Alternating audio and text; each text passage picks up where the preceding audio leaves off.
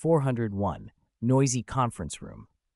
After waking and persuading their parents, they spent the late morning finalizing the itinerary.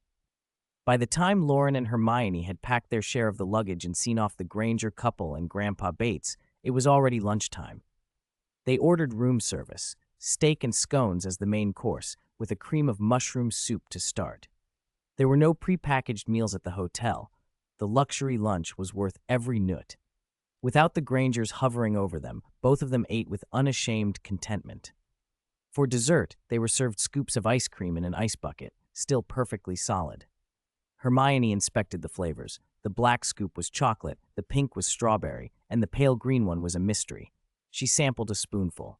A cool, sharp, grassy taste flooded her mouth, and a bracing chill shot up into her nasal passages, making her shiver.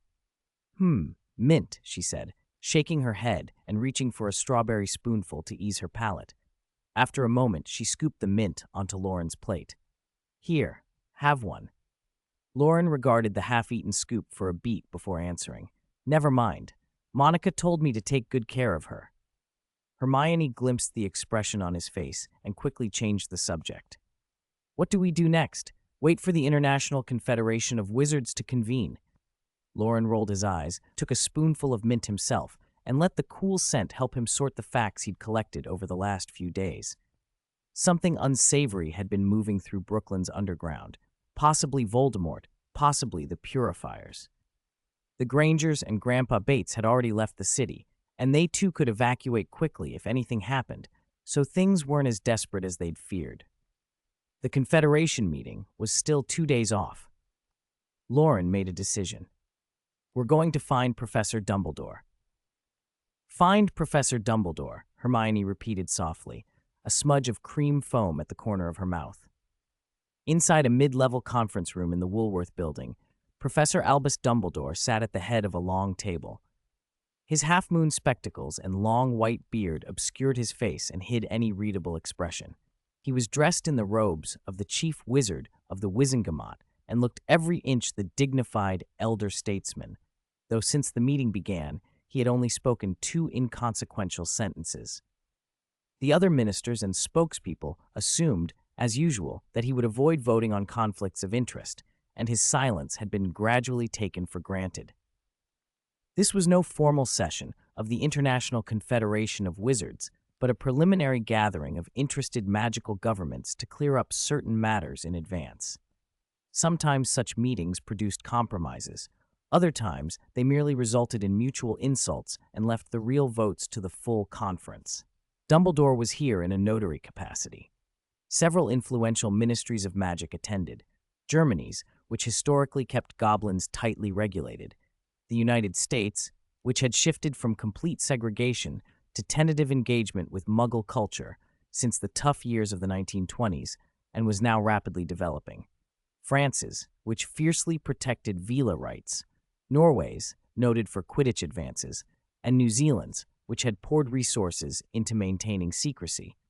Its greatest recent triumph being the recovery of Maori carvings that depicted white wizards playing Quidditch, now housed at their ministry in Wellington. Smaller states like Italy, Bulgaria, and Liechtenstein were represented as well. The French spokesperson, a striking woman with clear ties to villa interests, was describing how large quantities of low-grade potions had been dumped in France, drawing nods of agreement. "We must unite to raise the price of raw materials," she declared sharply. "Otherwise, low-cost goods will overwhelm us." Dumbledore absently picked at his thumbnail. Since he had reached 100 years of age, his nails grew more slowly but thicker, giving them an oddly aged appearance that contrasted with how youthful he still seemed. He thought with private amusement, "I never imagined Minerva would expand her ventures so widely. She is well suited to be headmistress of Hogwarts."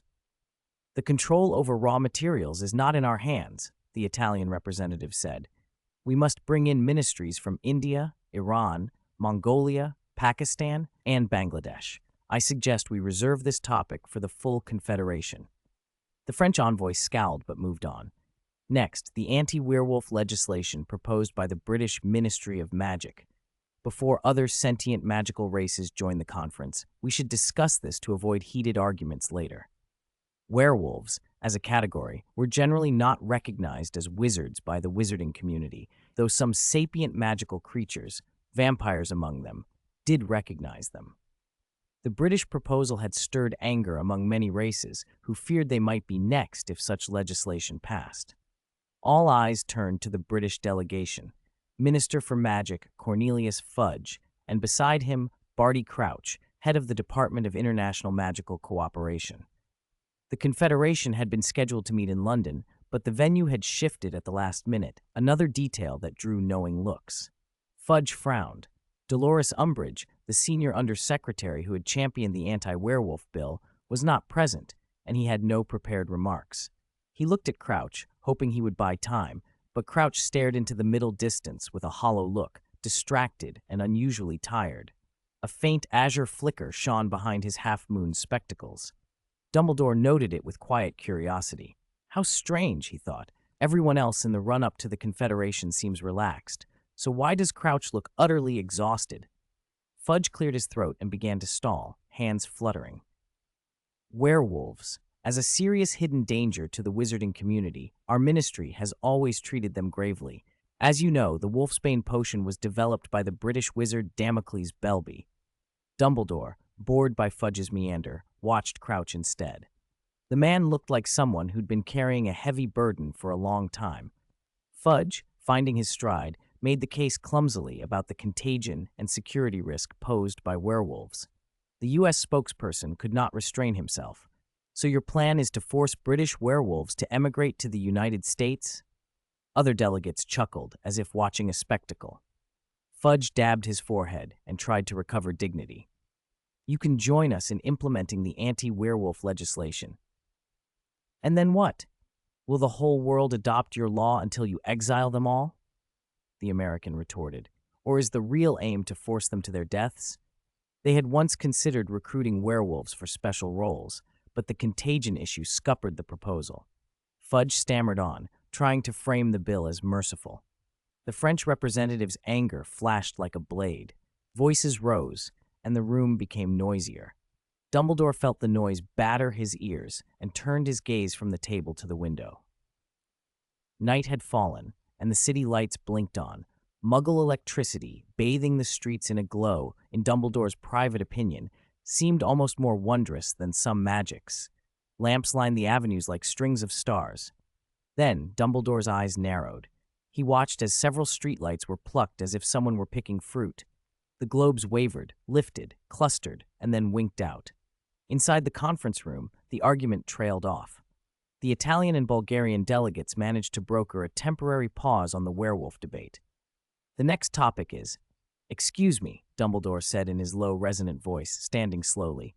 "I think I shall return to my lodgings to rest. Pardon an old man. If I do not retire at a reasonable hour, I shall not sleep at all." The room fell quiet. The excuse might have seemed perfunctory. He was old, eccentric. But those who knew him took it at face value. Those who were friendly wished him a good night and watched him go.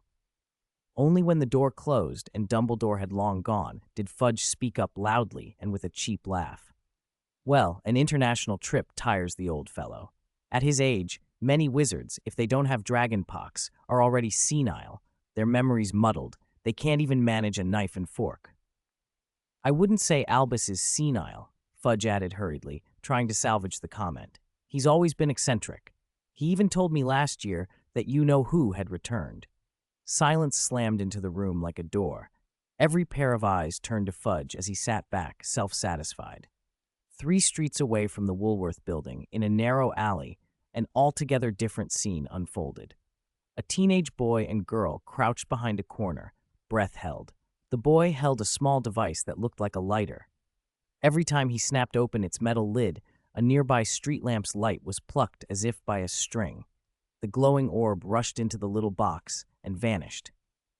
"Will this really get Professor Dumbledore's attention?" Hermione whispered, watching the device with wide eyes. "Let's try," Loren replied softly. He had studied the Deluminator carefully after he first came into possession of it. He had seen exploded diagrams and knew it did more than collect light. It involved alchemy more complex than it looked. As they watched, a lady's silk glove hovered in midair nearby, Its fingers splayed as if an invisible hand wore it. The silk glove swayed, gave them a little wave, and pointed toward a tall building not far off.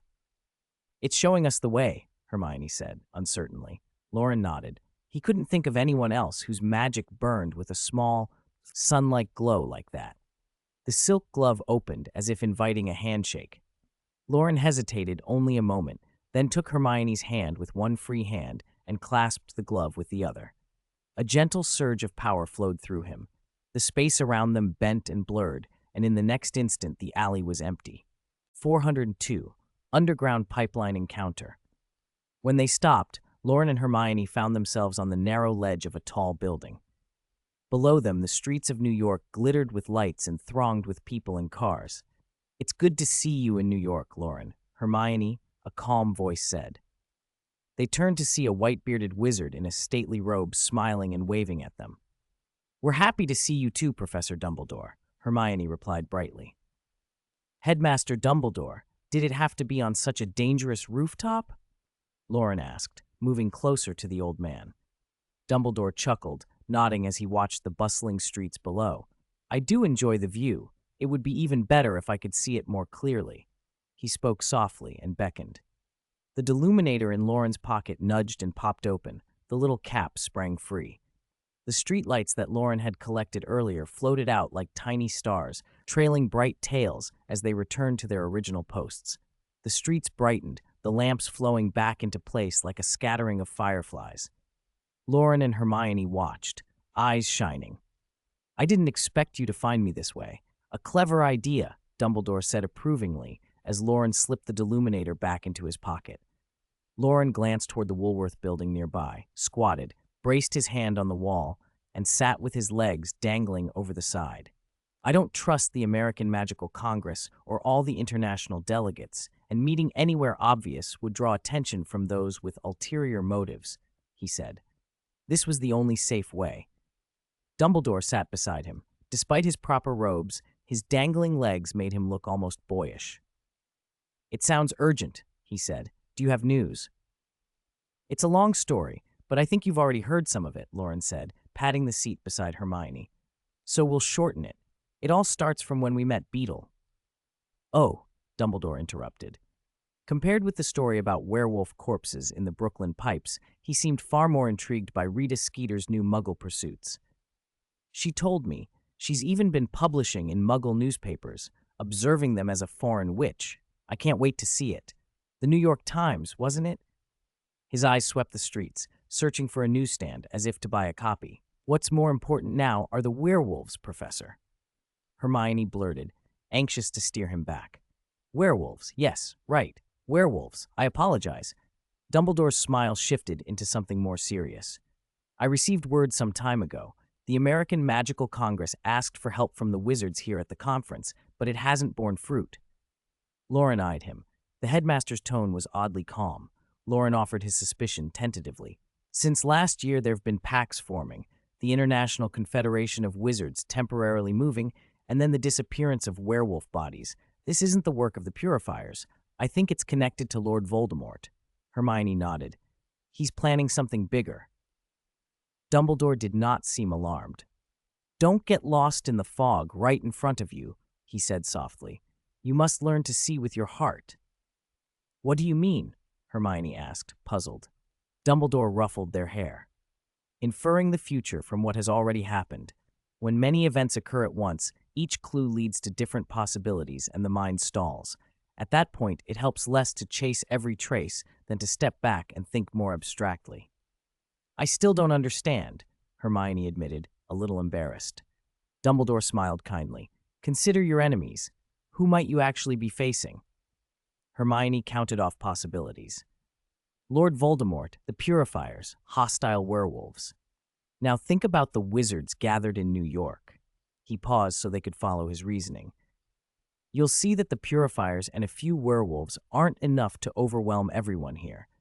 Lord Voldemort's priority right now is resurrection. If that's his aim, the events you're seeing won't expend much of his energy, so they won't be beyond our ability to handle." Loren and Hermione felt a sudden clarity. "What should we do next?" Loren asked. "Prepare," Dumbledore said. I've a friend in Brooklyn looking into this.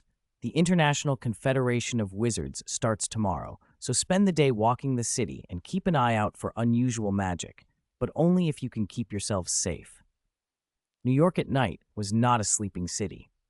Leaving the Woolworth building, the affluent streets were as bright as daytime, while nearby alleys sank into dimness like small neglected villages. Gangs prowling in the darkness were lucky. They didn't run into Loren and Hermione. A streetlight nearby flickered. The others remained steady. Apart from a loose bulb or a voltage issue, a repairing charm could handle it. As they walked, Loren's mind took a playful detour. He drew out the deluminator and released a small light he had kept inside, a warming candle flame glow, soft and yellow, dimmer than the street lamps. He directed it into the troubled bulb. The lamp steadied. When the wind moved the light, the shadows beneath it swayed in a way that felt oddly magical. Hermione noticed the deluminator's remaining stored lights. Two of them stood out, one an eerie orange-yellow, the other a chilling green. She tilted her head at the strange hues. Loren, pleased with another use for the device, put it away and asked, "How about we wander the city tomorrow and go to the International Confederation of Wizards the day after?" Hermione glanced at the lamp, thinking of their plans. "I'm less interested in the conference than I was," she admitted. "But since we're here, let's observe on the first day. If nothing happens, we'll go in."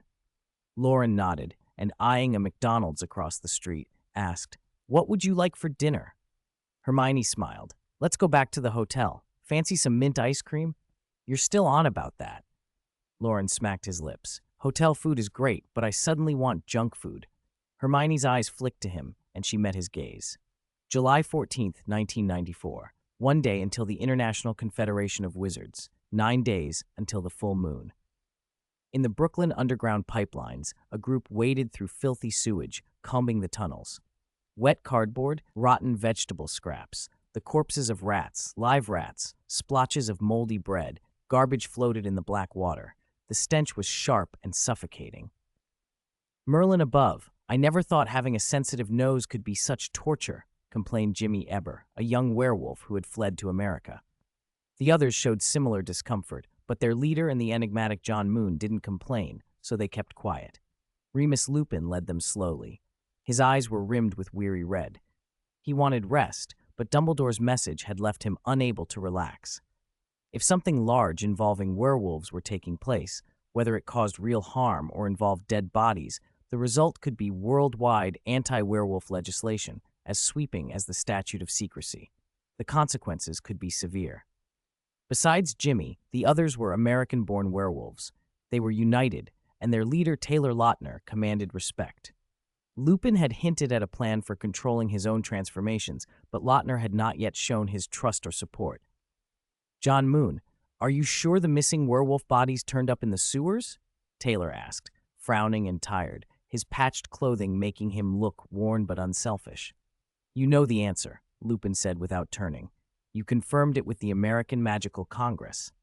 Taylor sighed. "Keep looking." They moved on, rounding the corner into the next stretch of pipe. As their footsteps faded, two small animals that had been pressed into a corner scurried out, shaking off muck. One was not a rat at all, but a pure white weasel with a soft tail. The two creatures stood on their hind legs. A rippling wave ran from tail to head. The animals expanded, limbs lengthened, fur pulled back, and in moments they had shifted into human forms. Hermione stepped into the sewer and immediately drew her wand, mumbling several cleaning charms over herself. Even then, she felt filth clinging to her, as if every pore reeked. She vowed silently to take 5 baths when she got back. Loren casually cast a cleaning charm, then placed a bubblehead charm over both their heads to hold the worst of the stench outside the bubble. He clicked his tongue. "John Moon, Professor Lupin's new name is a bit old-fashioned," he teased. "Don't talk. Let's hurry and catch up."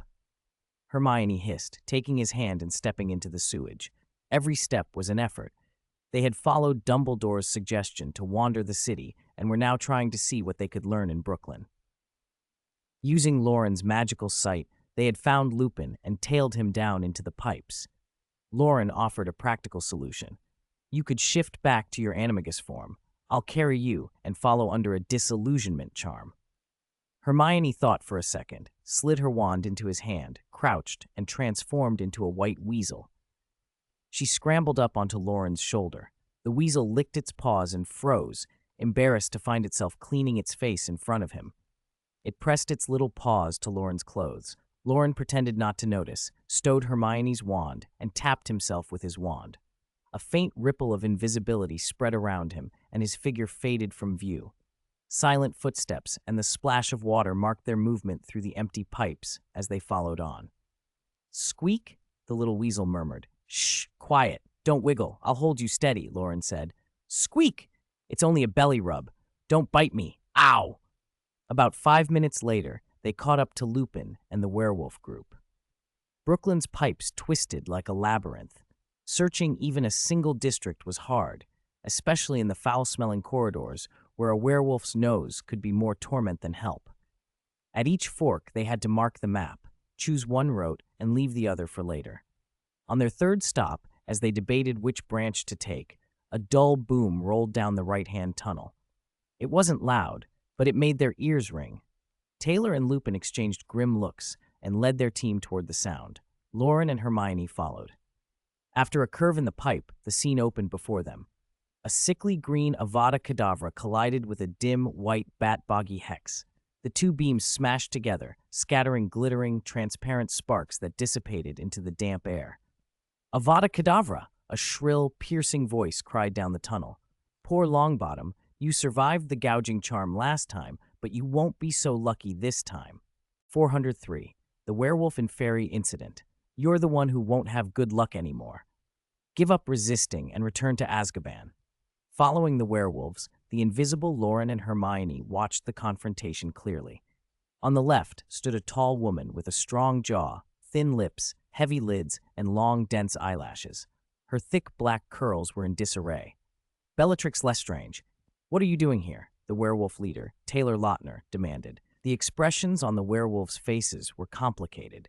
After some of their fellows had starved last winter, this madwoman had brought them food and old clothes to keep them alive. They all knew it was a way to control them. They were grateful, but resentful too. If the supplies had come sooner, many of their kin might still be alive. Lupin kept his head down and stayed back a step with Jimmy A. Bell, trying to look like an ordinary werewolf. Whether Bellatrix or the Longbottoms recognized them was possible. They had all met during the last war. So even disguised, he dared not rush forward. Loren, in his stoat form, clung to his cloak and observed the infamous Death Eater closely. "Who are you people?" the man of the couple asked warily. The voice that had named Bellatrix had set his nerves on edge, but he replied firmly, "British Ministry of Magic Aurors are pursuing a fugitive. We have reported this to the American Magical Congress. Unrelated personnel, please leave immediately." The Longbottoms stood together in a stance ready for attacks from any direction. Loren recognized them from his last sighting at St. Mungo's Hospital. Alice Longbottom had improved remarkably since then. Her cheeks were fuller, her eyes less sunken, and the white at her roots had darkened. Frank Longbottom's puffy face had gone down, and his pallor had receded. He now looked capable and energetic. Judging by their condition, the fight had only just begun. Both sides were fresh, their magic still strong, minds focused, showing no signs of exhaustion. Hearing the Auror's demand, Taylor hesitated. Bellatrix smiled meaningfully, her voice low and strange. "Oh, it seems luck is on my side. You were ganging up on them a moment ago, but now—" She fixed the Longbottoms with a dangerous glance. Taylor frowned. "We have no intention of joining your fight. I don't think confronting Aurors is wise." "How cold-hearted," Bellatrix sneered, turning to the werewolves. "I suppose it's because it's summer.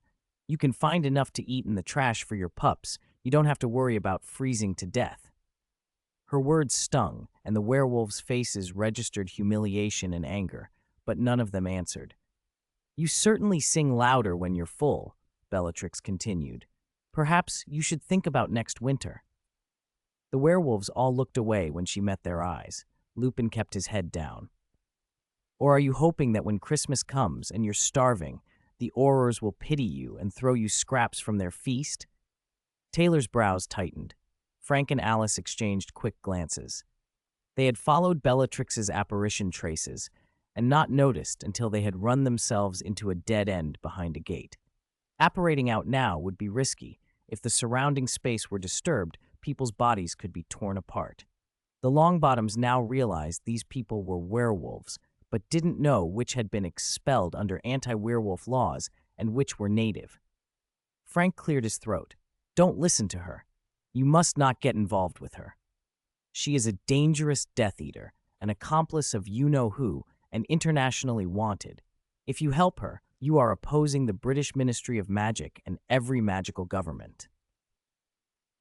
Alice watched the werewolves' faces, and when she saw they already knew Bellatrix's identity, she switched tactics. The International Confederation of Wizards is about to convene. They will vote on anti-werewolf legislation. Several ministries are considering revoking it. If you are seen aiding Death Eaters now, you'll be treated like Death Eaters. The anti-werewolf laws could soon become internationally recognized, like the Statute of Secrecy. Think about your families. Think about your children. Ha ha! Bellatrix cut in, sharp and mirthless. Yes, think about your families. Think about your children. If not for me, they would have all starved last winter. Don't listen to her, Alice urged. The American Magical Congress intends to recruit you into a special Auror squad. If that happens, you could live normal lives. The argument went on and on. Loren found it almost amusing. The Longbottoms were everything their reputations suggested. Calm, firm, buying time rather than panicking. It looked like they had a backup plan. Before the werewolves could decide, a dozen distorted, translucent ripples opened in the underground pipe. Colors of clothes and skin swirled through the ripples, and after twisting motions, a dozen Aurors in uniform appeared in the tunnel. They wore neat, single-breasted trench coats, their coattails dragged in the sewage, and the stench quickly stained their faces. The lead Auror nodded to the Longbottoms. Sorry, Frank, Alice. You chased too fast. We had to return to HQ to confirm coordinates. Frank let out a breath. You're not too late. Bellatrix immediately cast a gray charm, but not at anyone present. Her spell struck the gate behind the Longbottoms. Hold them off for me, she shouted, then turned and vanished in a pop of displaced air. Frank moved to follow her spatial trace, but the werewolf leader stepped forward. Are you really going to stop us? He asked, face hard. Taylor shook his head and pointed behind them. Crack. A faint cracking began. The gray charm Bellatrix had left behind was corroding the gate. Filthy underground sewage forced its way through the fissures, starting as a trickle that soon widened. When the crack opened into a hole, something withered and pitch black flowed out with the water. Werewolf and fairy, Jimmy A. Bell murmured. A putrid corpse rose from the muck, black fur matted, claws glinting, jagged fangs exposed, flesh shriveled, clothes in rags. Its eyes were hollow sockets. Frank yelled and fired Petrificus totalis, but the hole widened and more inferi crawled out. The dark water rose, and before long, the number of inferi outnumbered the living. Wet, black heads and crusted claws emerged everywhere. Men, women, children, sunken eyes fixed on them. The reanimated corpses floated forward. The Aurors retreated quickly, leaving Taylor's pack to face the inferi. The werewolves stood rooted, watching the dead drag themselves closer. Even Lupin and Jimmy were shaken. So this is what it's like, Jimmy whispered. Most werewolves never had a clear memory of their transformations. Neither mirrors nor photographs captured them. Many had never truly seen their own full form. Now, watching these inferi, they felt a deep, indescribable dread. The inferi moved slowly, their rotten limbs sometimes tangling and toppling into the water before rising again. A sad, haunted look passed over Lupin's face. At Jimmy's urging, he pulled the others backward. The Aurors fired spells to keep them at bay. Petrificus totalis, repello muggletum, impedimenta, incarcerus. The defensive line bought a little space, but the water was rising, already ankle and then knee-deep. Everyone understood the real danger. These inferi would be carried by the sewage out into New York, spreading through the pipes and surfacing across the city. Someone tried a freezing charm, but freezing flowing water was nearly impossible. The inferi shattered any ice they hit. Go back and notify headquarters. Seal off the underground pipes now, one Auror shouted. The field agents were inexperienced with catastrophes and panicked. They apparated away after a hurried exchange. Frank and Alice looked at each other, torn. They wanted to stay, but falling back to the Woolworth building to coordinate was the right move. With a nod, they too vanished. "You should leave too," Alice called to Taylor and the others. The Inferi posed less threat to anyone already infected, so Taylor and Lupin were less frantic. Some members couldn't apparate, and others were still stunned. The group shuffled backward. Soon, only Loren and Hermione remained in the tunnel. The current grew more violent, and the Inferi drew nearer. In midair, the stoat that had been Loren materialized, its tiny paws clutching at its cloak while shifting back into human form. "Should we find Professor Dumbledore?" Hermione asked. "The Aurors will notify him," Loren replied, watching the Inferi bobbing in the water. The werewolf's twisted magic had been contained by another, darker magic, the one animating the corpses. Maintaining the werewolf form after death required a different kind of enchantment. Loren had never seen it before. It reminded him faintly of Voldemort's smoky remains, but with a far more malignant, tangible quality. Looking at it with magical sight made him feel chilled. Hermione watched the water climb to her waist. The damp clung to her skin, goose flesh rising. Still, she didn't leave. "Impedimenta," she tried again. "Petrificus totalis." The werewolf's fur repelled charms with an awful tenacity. Spells shook off like rain. Hermione switched tactics. She inhaled, concentrated, and targeted the floating debris. Transfiguration took hold. Shapeless, soggy cardboard boxes swelled and groaned, hardening into jagged boulders. A few Inferi were crushed against the pipe by the new stones and fell into chunks, pale, drained tissue and bone fragments left where living blood would have been. Hermione turned sick.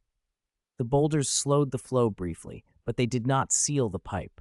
Pressure built on the other side, and more Inferi battered the stone, claws and teeth scraping. The strain was too great. Hermione couldn't hold the transfiguration. The stones reverted to sodden cardboard and tore apart. A wave burst through, the surge racing over them with ugly, grasping bodies beneath it. Loren threw up a shield charm to slow the wave, grabbed Hermione, and apparated them a short distance back. He repeated the maneuver several times, each stint buying them a bit more space. Hermione's mouth flattened. "Any other ideas, Loren?" Loren twirled his wand and blinked at the rising water. With the flow against them, normal spells barely affected the Inferi. They were in an underground sewer. There could be methane. He worried that an exploding charm or fiend fire could trigger a catastrophe in New York before the Inferi ever reached the surface.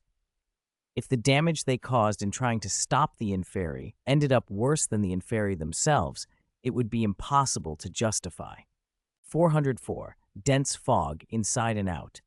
By all accounts, the Aurors had already returned to the American Magical Congress headquarters in the Woolworth building, and reinforcements were on their way. "We should surface and see how the Mac Aurors are handling this," Loren said as the water crept higher. The bubblehead charm let them breathe, but the drag of the sewage would slow them down and make spellwork clumsy. Worse, the muck itself was disgusting. Hermione felt the cold, damp sewage licking up to her ribs and shivered. She pursed her lips, nodded, linked arms with Loren, and they pointed, apparated out of the underground pipes. The sluice gate at the far end of the line was wide open. Sewage levels in Brooklyn's sewers were rising fast. Swarms of Dementors floated in the water like piranhas, packed tight. "Mr. Dumbledore, the chairman requests your immediate presence in the conference room. A major magical disaster has occurred in New York." A clerk called as he hurried away. Reports were already coming in. The Brooklyn sewer system had failed. Manhole covers were overflowing. People claimed Inferi were mixed into the sewage. Almost every available staffer had been pulled into the emergency. Aurors, Department of Magical Law Enforcement, memory charmers, even newly graduated Ilvermorny students still in training. Dumbledore watched the flustered clerk go and frowned. According to his calculations, the emergency should have waited until the International Confederation of Wizards. Why had it broken out early? Another clerk rushed up, wearing a wide, flat-brimmed top hat that shaded most of his face. "Professor Dumbledore, please come with me immediately." Dumbledore studied him in silence. No competent supervisor would allow a subordinate to hide that much of his face in an emergency. The hat was one oddity. What caught him more was the man's neck. Loose, sagging skin, as if someone had rapidly lost a great deal of weight. And with manpower so scarce, why would a clerk be doing door-to-door notifications? Dumbledore's eyes grew narrow. "Tom," he said quietly, "I feel malicious magic on you. Lose the ridiculous disguise. It's more obvious than the sun." "Greetings, Professor Dumbledore," the clerk said and removed the hat with a little laugh. Lord Voldemort stood revealed, smiling coldly. "We have two options," he said. "We can take a pleasant walk outside together, teacher and student, or we can fight here. If you break this body of mine, we destroy the Woolworth building together and expose the rest of the Congress to the Muggles." Dumbledore's deep blue eyes flashed with a dangerous light. "Today is a fine day for a walk," he said. Voldemort pressed the hat to his chest, bowed, and elegantly apparated away. Dumbledore followed easily, tracing the fading spatial residue. The clerk who had run off a moment before returned, looked around the empty room, scratched his head, and hurried off again. A muffled pop sounded in an otherwise unremarkable alley in Brooklyn, and two figures appeared. This street was the closest to the accident site. A sewer manhole sat just outside the alley. By rights, the Dementors should have been surfacing already, and the Mac-Aurors ought to be in operation. Loren and Hermione exchanged a look, then cast scouring charms and quick wind sweeps to clean themselves and dry off. They didn't have time for anything thorough, just enough to avoid hypothermia and mud-caked robes. When they finished, they heard the sound of a crew assembling outside. A light touch to their chests spread disillusionment charms over them. They melted into the shadows and watched. Dozens of people clustered in the street, each carrying a medium suitcase. Insignia showed them to be Aurors from the American Magical Congress.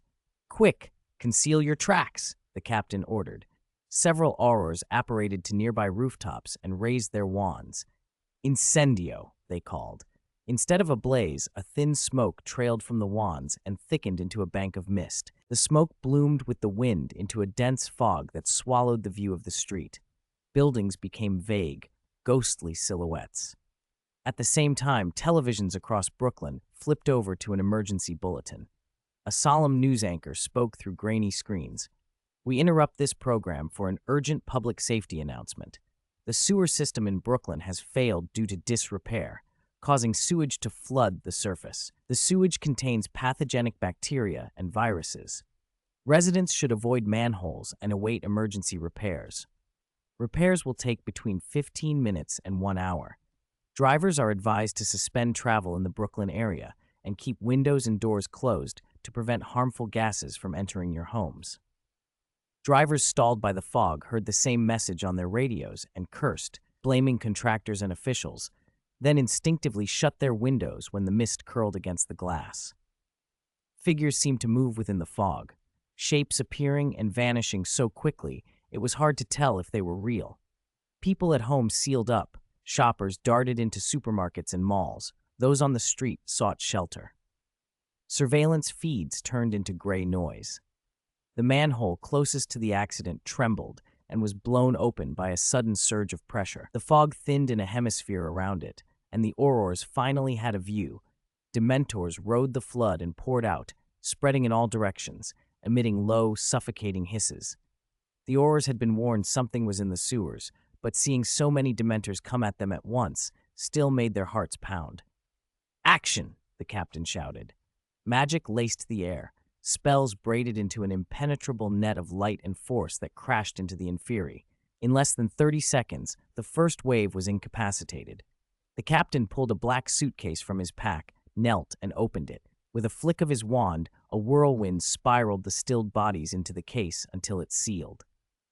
The Aurors let out a relieved breath. On the surface, fighting mindless corpses was relatively straightforward. Loren and Hermione watched and understood. The suitcases were small spatial containers. Neutralize the threat, then confine it. No sooner had they relaxed than another manhole cover popped. The soft metallic ping set off a rhythm as more covers were blown clear down the block, one after another, each explosion echoing like a drumbeat in everyone's chests. From the torch held high by the Statue of Liberty, you could see most of New York, Manhattan, New Jersey, Brooklyn. Lord Voldemort stood with a sneer, looking down over the fog-choked borough. "Inferi are slow," he said. "They only have fangs and claws and cannot cast. Any competent wizard can handle them." Dumbledore, not far away, ignored the jab. I thought you would act during the International Confederation, Tom. Why start early? Voldemort shrugged. A small hiccup. 2 sharp-nosed dogs tracked my servant. She had to let ours loose, he added with thin amusement. Those 2 dogs reminded me of something from long ago. Dumbledore let the remark hang. Over a decade ago, a prophecy had spoken of an escape 3 times. Longbottom had once slipped his grasp as well.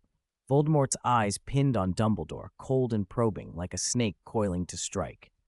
Dumbledore smiled quietly. The look dissolved. I too have remembered distant things, Dumbledore said. A diary, a golden cup, Hufflepuff has her cup, Ravenclaw her diadem, and Slytherin, perhaps he left something behind. What do you think, Professor Gaunt? Voldemort's gaze sharpened. How many Horcruxes did Dumbledore know about? How much had he found? They were both masters of mindsight, a little prod to stir a memory, a flicker of legitimacy to pry. But their occlumency was no less expert, and for a tense moment neither gained purchase on the other's thoughts. Voldemort's smile grew thin. Those foolish Aurors moved faster than I expected, he said, changing the subject. I don't think they can stop the tide. There are more of these little things than you suppose. They will spread fear. There is nothing to fear from dead bodies, Dumbledore replied gently. And there is nothing to fear from darkness, Tom. Or perhaps I should say, Lord Voldemort. You lack true wisdom. What we dread in death and darkness is the unknown, nothing more. He paused, looking out over Brooklyn as if recalling something else.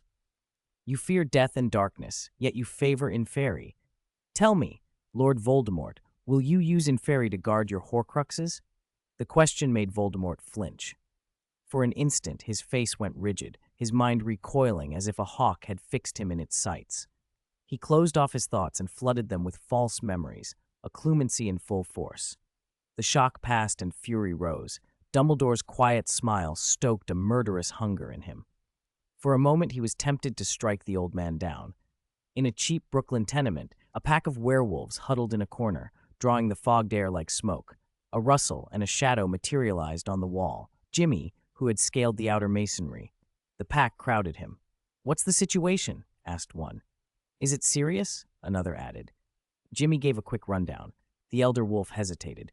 "Seems bad. There'll probably be casualties. Shouldn't we leave now? Once they cordon the area, we won't get out." "Chief, let's go," others echoed. Remus Lupin checked Jimmy for injuries, gave him a sharp shove aside, and stepped forward. "Taylor, think," he said. "If we leave now, we won't be able to explain ourselves later, and coming back will be harder." Silence stretched. Taylor Lautner's jaw set. Finally, he looked at the pack, hard and determined. "Go tell everyone. We're going out to help." 405. Light penetrates dense fog. Brooklyn was wrapped in a thick, choking fog. Aurors from the American Magical Congress were spread out across the neighborhood, guarding sewer manholes where waves of Inferi kept surging up with the backflowing sewage. They had long since lost count of how many had come through. Only the impression remained that the things were endless, densely packed. The lattice of spellfire that connected them thinned as the lines stretched. The Aurors' movements slowed under the strain of continuous casting. Their perimeter grew larger, and it took longer to deal with each new tide. Large drops clung to the Aurors' faces, condensed from the fog, splashed up from the sewage, or simply the exhaustion of too many hard hours. At a main pipeline manhole in South Brooklyn, Mike, an Ilvermorny graduate who had joined the temporary action team, stood with his wand leveled and a binding spell looping on his lips, cast after cast.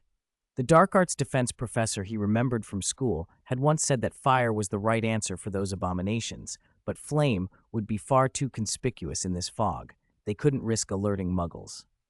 Ordinary combat spells weren't very effective against these lifeless corpses. Stupefy and Knockback barely slowed them. Only binding spells seemed appropriate. "Can't let them get close. Can't let them escape." Mike muttered the Auror captain's instructions to himself, forcing the words to keep his hands from trembling. When a Dementor, no, an Inferius, evaded the fire coverage and lurched toward a colleague in the inner circle, Mike reacted, "Petrificus Talus." His colleague threw him a grateful glance, but before thanks could be exchanged, a column of water geysered from the manhole and a swarm of Inferi poured out across the pavement. "Heads up!" the man in charge of the manhole shouted. "Give everything you've got. Drive them back!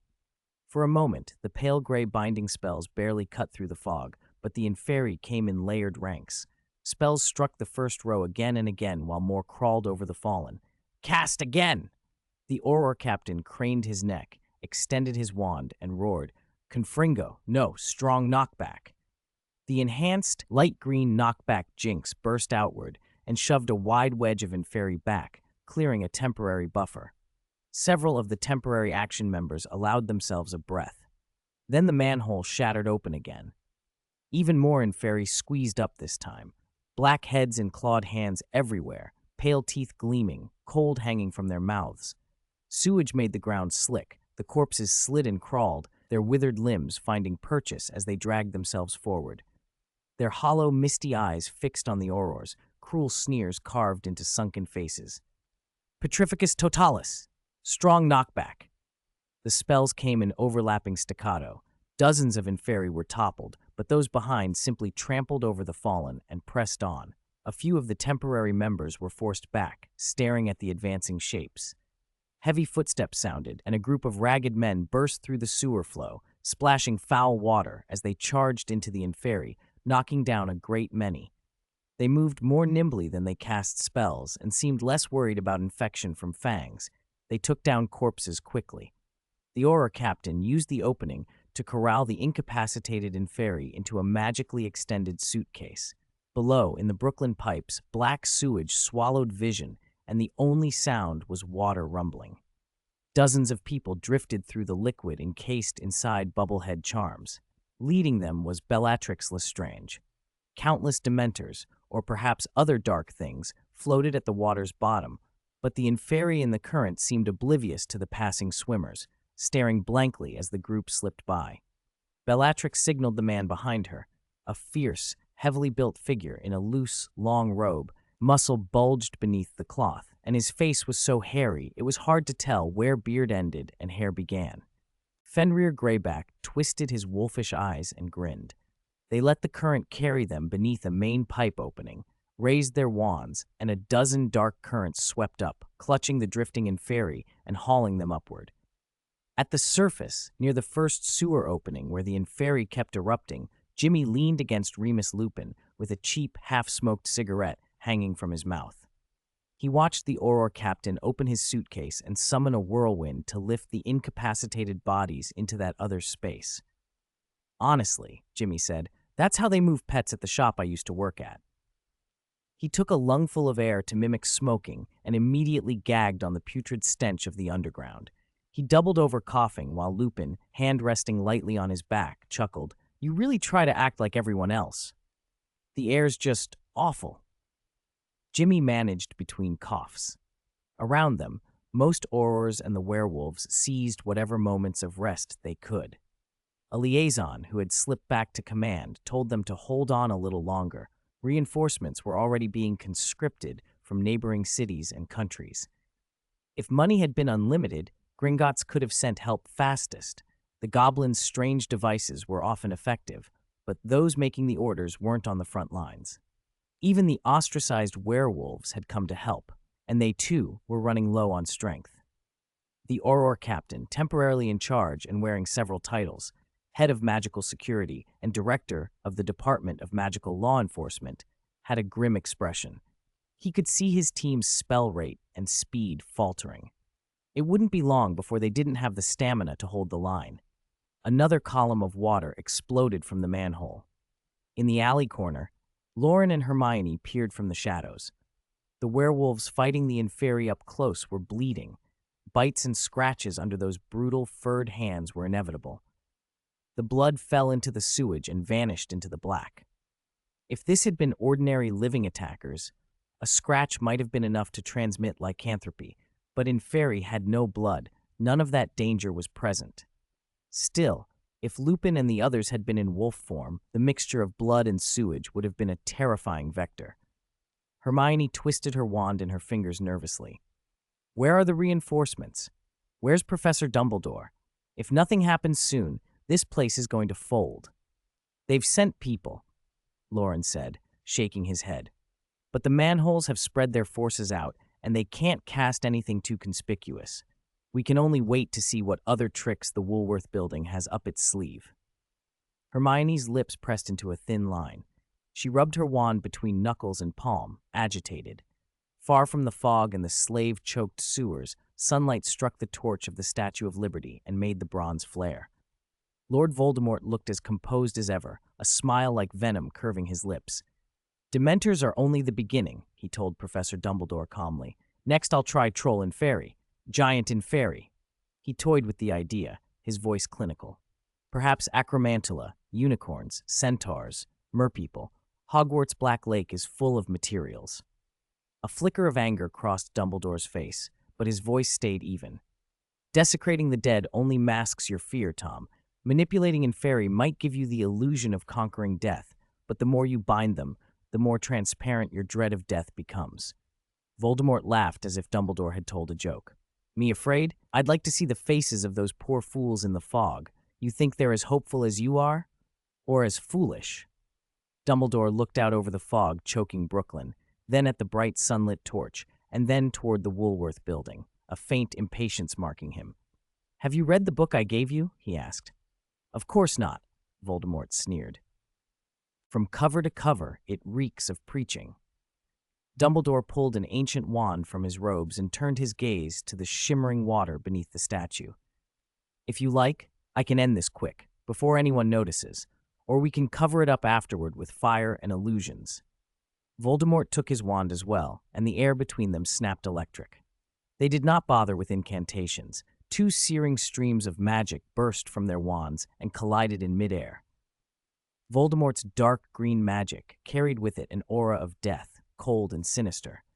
Dumbledore's crimson fire raged like a purging sun. The two currents met with ugly, ringing impacts that echoed out over the harbor. Chaotic spray speckled the oxidized green copper of the statue. The brittle outer crust flaked away and fell in flakes, revealing warm metal beneath. The duel was brief and decisive. Wormtail's body, after all a shell for a displaced soul, could only hold so much. Voldemort had never had access to truly deep magic through that vessel, and even with his full will focused through that host, he could not withstand Dumbledore's onslaught. Before the magic reached him, a ghostly gray mist darted west and vanished. Then Dumbledore's crimson torrent engulfed Wormtail's form. Flames rose instantly. The body carbonized and collapsed from the torch platform, falling without so much as a scream. When the burning ash hit the statue's base, the embers were already black dust. The wind scattered them. There was nothing left. The whole thing lasted less than half a minute. Back in the alley, Loren and Hermione watched from their cover, scarcely daring to breathe. Even at the pipe opening nearest them, the waters were still erupting too often. The Inferi in the front ranks were immobilized by binding spells, but the sheer pressure kept pushing them forward. A quick-witted werewolf named John Moon had propped immobile Inferi into a makeshift wall of corpses to block the tide. Sewage flowed through the gaps, while the advancing Inferi had to step over the stiffs and pick their way forward. It bought time, but the line was still losing ground incrementally. Many Aurors were visibly exhausted. A single incantation required several breaths now, and the binding spells barely slowed the thick-furred, relentless things. The Auror captain had not used a heavy spell in a long while. He was conserving his last reserves, planning to apparat his worn-out team away if it came to that. The dull thud of flesh hitting corpse kept cutting through the fog, a slow, relentless percussion that lodged itself in Loren's ears. The line would break if they could not change something. Loren steadied himself, slowed his breath, and twirled his wand between thumb and forefinger as mana gathered inside him. With the Philosopher's Stone at his disposal, spell power wasn't his worry. What bothered him was finding the right effect. Single-target binding spells couldn't match the speed of the influx. Area spells would be ideal, but anything too flashy risked exposing them to Muggle notice. Transfiguration could buy time, but how many pipe openings could he transfigure at once? Hermione had already drawn her wand and was moving forward. Loren's fingers brushed his pocket, and he remembered something. He fumbled out the deluminator and flipped the metal cap open. Of the tiny pinpricks of light within, 2 flared brighter than the rest. One of them quivered in a stiff, cold gray. Jimmy shoved the Dementor in front of him aside and yanked Lupin back. Though his friend was a powerful wizard with prodigious skill, close-quarters combat was Jimmy's strength. Years of dealing with wild beasts had taught him how to move. "John, tell Mr. Lautner to pull out. Now! We can't hold them!" he shouted. Lupin looked over the choke point where Dementors crowded, their black, oily wake on the ground still catching the light. A helpless sorrow dimmed the sparkle in his eyes. If these werewolf Dementors devastated Brooklyn, the situation for werewolves would only worsen. Anti-werewolf legislation might become the first law pushed through this international confederation of wizards. They were running out of options. Their werewolf allies were spent, many wounded. Staying would only mean being swallowed by the Dementors. "Leaving is the only choice," Lupin said quietly, though a faint sliver of hope still lingered. "Professor Dumbledore." To his right, Taylor Lautner was knocking Dementors aside with well-placed punches and kicks. He wasn't the biggest man in the fight, but his strength was undeniable. Lupin stepped through the gaps, edging closer. "Mr. Lautner, while everyone still has some energy, we should evacuate," he urged. Dementors hit the ground. The splashing sewage sprayed across Taylor's face. He spat, looking unlike his usual reserved self. He took stock of the scene, clenched his fists tighter, and said, "John, you take your people out first. Jimmy, get the others at the other exits to pull back." "What about you?" Lupin asked. Taylor exhaled, voice steady. "I still have some fight in me. I'll stay a little longer." Lupin's muscles ached with the effort of standing. He watched Taylor, then nodded, turned toward Jimmy, and motioned the werewolves to withdraw. He couldn't tell if Taylor had ever intended to leave from the start, or if he'd already decided to stand and fight. If werewolves were prepared to sacrifice themselves here, perhaps the magical governments would show mercy toward the innocent ones. "Make sure you find us back at the community," Lupin called over his shoulder. That sorrow inside him loosened, and oddly, gave way to an untroubled calm, the same calm he felt when he stood beneath the late-night silhouette of Hogwarts, or when storm clouds broke on a lone walk. Around them, the aurors on the perimeter gathered as best they could. Those with any reserve supported their exhausted comrades, waiting for their captain to apparate them out. In a shadowed alley corner, a metal deluminator glowed faintly. Loren wasn't certain his plan would work. The cold, gray light he'd extracted, magic from a basilisk's eye last year, was petrifying stuff. His study of the Chamber of Secrets incident had shown it could even affect certain incorporeal things. Flamel had told him it needed another magical eye as a container. He wondered if his own transformation could serve as one. No time for doubts. Loren tucked his wand away, exhaled, and with a precise flick let the cold gray flame drift from the deluminator toward his right eye socket. He stepped forward to meet it. His outline blurred, his figure twisting and lengthening, head and neck stretched, torso reformed, legs fused and extended behind him. Within seconds, a basilisk nearly 10 meters long lay where Loren had stood, scales gray-white, two mismatched blue-black snake eyes. In its right vertical eye, the cold gray flame burned slowly. Loren kept that right eye closed to contain the magic. Hermione, edging closer to the fighting, heard a strange hissing from behind. At first she thought Loren was casting a charm, but the scraping of scales on brick grew distinct. "Loren, what are you?" she began. She caught sight of the basilisk and froze. A living basilisk slithering awkwardly through the fog would stop anyone in their tracks, especially one half blinded by an enchanted flame. The basilisk's locomotion was crude but effective. Within a dozen meters, Loren, despite the unfamiliar body, had already learned to move it. He darted past Hermione, coiled the base of his tail around her waist, and hoisted her onto the platform on the creature's head. The basilisk hissed. Hermione didn't speak Parseltongue, but the intent was clear. She crouched into the gaps of the scales, planted her feet, and slipped a disillusionment charm over herself to blur her presence. The pipeline exit by the sluice was a crush, werewolves and dementors packed like a train station at rush hour. Those at the center were injured and dispirited, weak from the fight. Around them, aurors stood, spent and waiting for their captain. All of them were frozen as the monstrous gray-white snake, half swallowed by the mist, slithered forward. From where she sat, Hermione watched the basilisk's head lift and saw Lupin standing a short distance away. Loren's greeting, just a slight bow, was lost in motion, but the sight of the approaching basilisk somehow felt oddly familiar to Lupin. As a defense against the dark arts professor, Lupin knew what a basilisk could do. A direct gaze could mean instantaneous death or petrification, yet he and the others were unharmed. The creature passed over the aurors and werewolves and came to a halt before the horde of dementors. Loren raised the basilisk's neck, took in a slow breath, and exhaled, blowing the dense fog aside to clear a small area. Then he opened his right eye. The basilisk's unseen gaze replaced the fog and swept across the dementor horde. A sickly pallor crept along their fur. Their coats lost whatever sheen they had, muscles and joints stiffened, and their eyes froze. The aurors went silent, eyes fixed on the towering snake. The werewolf dementors collapsed like toppled blocks. Then the basilisk melted back into the mist, its scales whispering as it slid toward the other exits. The International Confederation of Wizards convened on the 13th floor of the Woolworth Building. The 12th floor below held reporters and a smattering of attending wizards. Loren and Hermione sat unobtrusively on the 7th floor, looking up through the floors at the delegates above. Albus Dumbledore, representing Britain and serving as the current president of the Confederation, presided at the head of the table. Delegates were seated by influence. Some countries sent their directors of international cooperation. Others sent ministers for magic, many more so because this conference's location had attracted interest.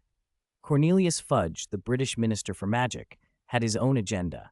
He could not bear the idea of Dumbledore appearing at such an event without him at his side, lest people think Dumbledore was Britain's true head of magical authority. The seats for humanoid magical beings were further back. They rarely spoke.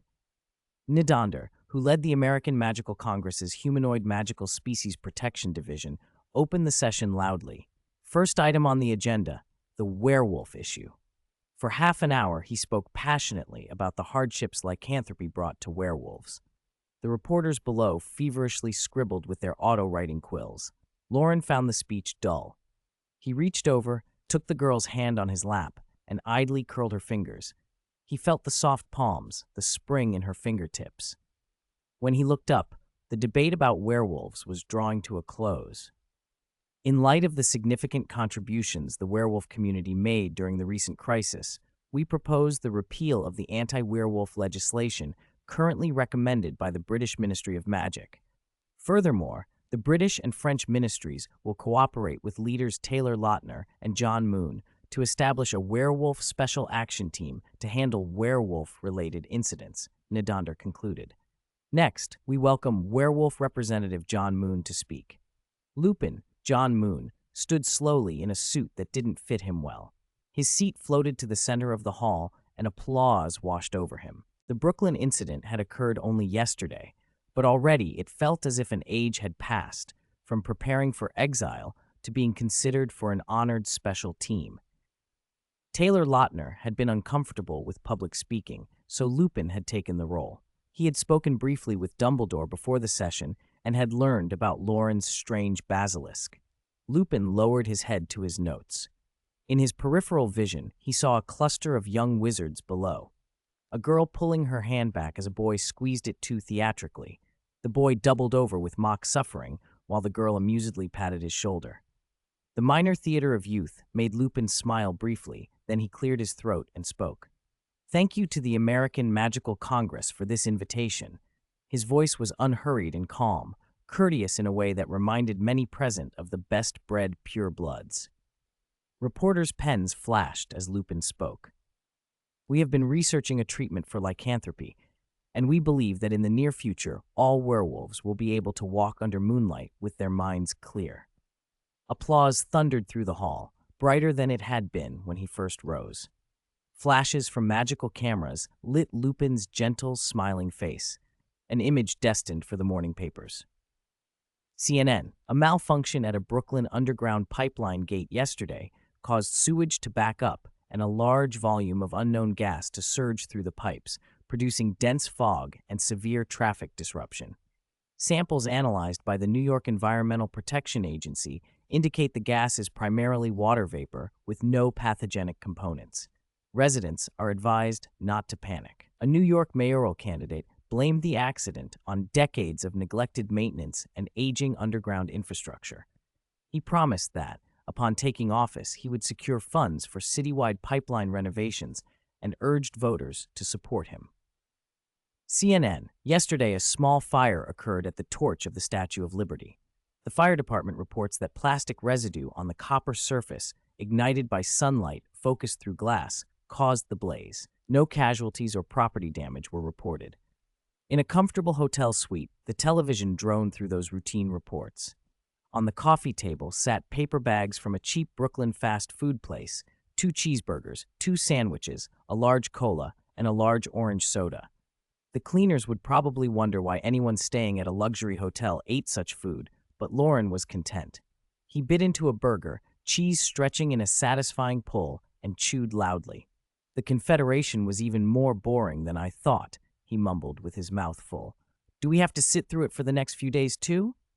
Hermione wrestled with the layers of her sandwich, taking small, precise bites. She swallowed and said, "You weren't really listening. You were squeezing my hand the whole time." "Squeezing your hand didn't stop me from listening," Loren protested, taking a long sip of orange soda. "What about Grandpa Bates and your parents? We said to meet them in a week. Now that the conference is over, when should we ask them to come back?" Hermione glanced at the fast food and then away, uncertain. Tomorrow, or maybe the day after. She bit her straw and downed a gulp of cola, letting the fizz and sweetness soothe her. "It's only because Mum's away for a few days. If she were here, I'd get a proper grilling." Before she finished, the hotel phone began to ring. "Hello?" Hermione put the receiver to her ear. Wendell's eager greeting burst from the other end so loudly it made her ears buzz. She had to hold the phone a little farther away. "It's fine now, Dad. Don't worry." Hermione's voice was soft, soothing. "Yes, that's right. You can come back now." There was a pause. Someone else had taken the phone. "Mom!" Hermione's face tightened, and her tone dropped even softer, almost guilty. "Yes, we had lunch. The hotel provided it." "What? You want to ask the front desk?" Panic flared across Hermione's expression, and she scrambled for an excuse. "We came out of the International Confederation of Wizards sessions quite late, so we ordered takeout from a restaurant outside." "What? Why didn't you eat at the restaurant?" "Why didn't you eat at the restaurant?" Hermione's eyes darted. She was baffled that her mother was focused on lunch instead of the magic incident a few days ago. She'd already eaten half of it. Could her mother make her spit it out now? Loren, amused at her changing face, drifted closer with an orange soda and stood beside her. Hermione stammered, trying to find a believable story. "The restaurant was too crowded, and Loren and I had to discuss magical matters. It wasn't convenient to talk there." "Yes, that's it." Loren put the straw to his lips and slurped loudly on purpose, making it obvious someone was actually drinking. Monica's voice on the phone sharpened. "What restaurant? What exactly did you eat for lunch?" Eight. Hermione floundered, then shot Loren an indignant glare. He'd almost ruined her lie. She was flustered and annoyed, a very telling look. Monica's patience thinned. "Never mind. Give the phone to Loren. I'll talk to him." "Oh." Hermione handed the receiver over slowly. Loren had one hand on the phone and the other on his soda. Hermione bit the straw and took a loud gulp, making the plastic cup gurgle. "Good afternoon, Monica," Loren said cheerfully. Hermione leaned in to listen. "Good afternoon, Loren. Tell me what you two had for lunch."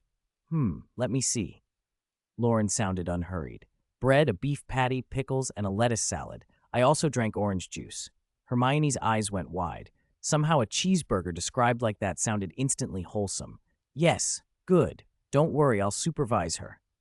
Loren chatted a little longer, and the voice on the other end soon changed to Bates. "Is the matter over?" "It's over. Any injuries?" "None." "Then see you tomorrow." "See you tomorrow, Bates." Bates's words were brief and military. Loren guessed he'd been short because the Granger couple was nearby, and otherwise the questions might have come faster. He hung up and noticed Hermione still dazed, staring blankly at the unfinished cheeseburger. He couldn't resist pinching her cheek, soft, smooth, warm. Hermione blinked, refocused, and mumbled, "Bread, beef patty, pickles, lettuce salad? Is there a problem?" Loren asked. She shook her head and looked down at the hotel logo on the tip of her slipper. In grammar and phrasing, she would never catch up with Loren. she still had a lot to study.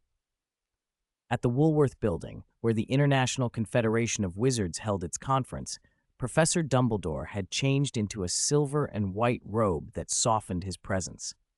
Most of the time he sat quietly in the main seat, applauding occasionally after excellent speeches. He looked more like an attentive witness than a participant. In the front row of the press section, Rita Skeeter, golden curls, heavy makeup, and a self-writing quill recording every flourish of her interest, kept shifting her jewel-encrusted spectacles toward Dumbledore. She'd missed much of the Dementor incident, having been hundreds of kilometers away, but she'd used a New York ghost for exclusive details.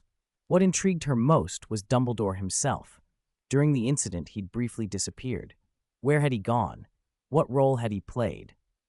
What secrets did this chief wizard of the Wezengamot, president of the International Confederation of Wizards, hold? Rita hovered like an insect at a bloom, all curiosity and sharp angles. The conference moved into its second day, still covering broadly agreed-upon matters. Rules against wizards presenting themselves as Muggle entertainers to dupe the public, bans on flying spells and enchanted devices near Muggle aircraft, stricter controls around disillusionment charms. Speakers on stage made passionate, measured cases, while reporters below kept their quills moving. Loren sat with Hermione in a corner observation area. She listened harder than the reporters, scribbling and sketching in her notebook with a ballpoint pen and occasionally offering insights. Loren offered mock encouragement. Yes, write it all down. When you're Minister for Magic at the International Confederation of Wizards, you'll raise these points. Hermione suspected sarcasm. The next speaker was the head of the Department for the Regulation and Control of Magical Creatures from the American Magical Congress. Next, we will discuss the Prohibition of Magical Creature Breeding Experiments Act and the Magical Creature Protection Regulations proposed by Newt. Over the past 30 years, these two measures have helped protect rare magical creatures while coordinating our concealment from Muggles. As usual, he prefaced the proposals with history and intent.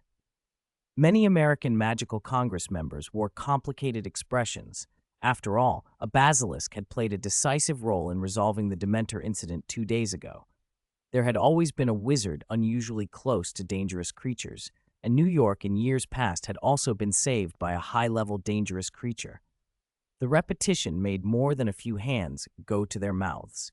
Coincidences like that made wizards mutter. When the spokesperson finished, he proposed amendments to outdated clauses and fixes for loopholes exposed in recent years. Many delegates responded. The topic moved toward consensus. After the morning sessions, Loren and Hermione left the Woolworth Building's temporary dining room. The house elf cuisine had been excellent, but in such a formal atmosphere, it felt odd to be whispering about cheeseburgers while others debated wizards and muggles, werewolves and vampires, dragons and basilisks. They'd eaten until about 70% full and slipped out into a quiet corridor where only a few staff passed.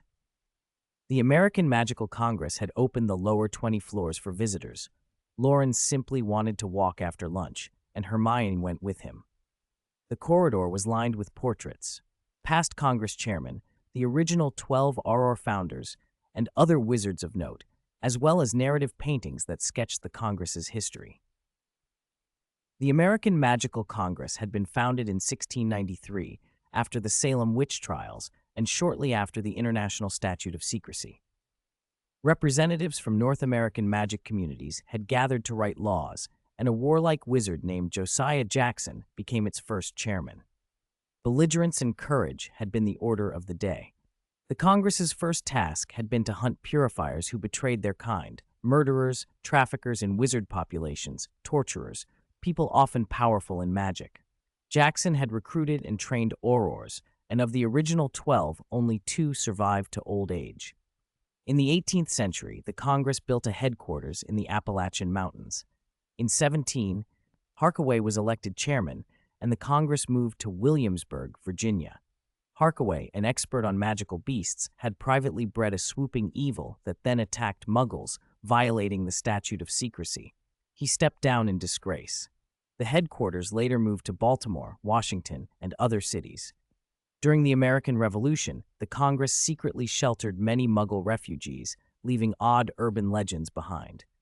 In the late 18th century, Dorcas Twelvetrees, daughter of the Congress's treasurer Aristotle Twelvetrees, fell in love with a handsome muggle, Bartholomew Barebone. She revealed secret locations, Ilvermorny, the Congress's sites, and methods of concealment. Bartholomew turned out to be descended from purifiers. He stole her wand and revealed everything, triggering the largest mass memory charm operation since the Statute of Secrecy. The International Confederation of Wizards sternly rebuked the American Congress. For centuries after, the Confederation never listed the United States as a meeting venue again, until this year. Bartholomew Barebone's betrayal had led to a national scandal. He was later imprisoned by the Muggle authorities for shooting at people.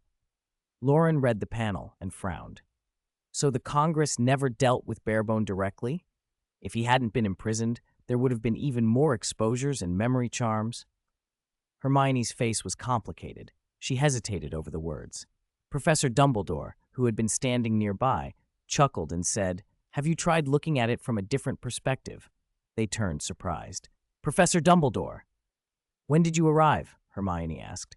"When I saw the swooping evil incident." Dumbledore smiled. His white beard and eyebrows fluttered gently. In silver and white, he seemed softer than ever. From another perspective, even at that critical moment, the wizards of the American Magical Congress refrained from using magic directly against an ordinary man, what you would call a muggle. Loren and Hermione paused, thinking. Even in an urgent crisis, the Congress had not used magic to kill Barebone, nor to magically imprison him. On the wall, Chairman Emily Rappaport's painted portrait seemed to smile and bow to Dumbledore. He returned the bow and led the two young wizards onward. "I have something to tell you, Loren," he said. "Tell me." The American Magical Congress is considering awarding Newt the Order of Merlin, First Class. Rolf's grandfather? What does that have to do with me? Loren asked. They believe the basilisk at the Dementor incident acted under Newt's command. Dumbledore stroked his beard. If you are willing to reveal your identity to the American Magical Congress, I can ensure you receive the same honor. Loren kept walking and waved a hand irritably. Sounds like a terrible hassle.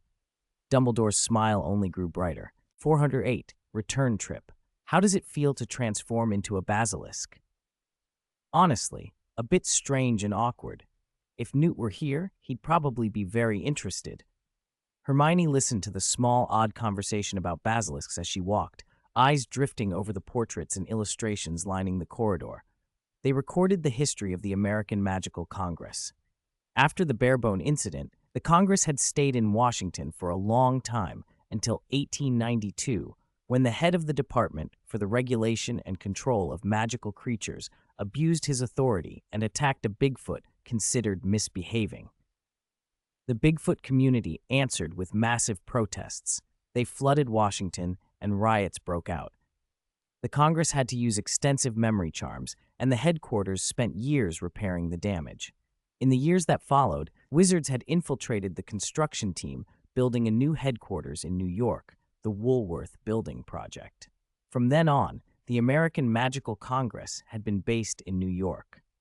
Loren stroked his chin as he walked, reading the panels, and concluded, it seems like every so often, the United States has a large-scale magical exposure incident.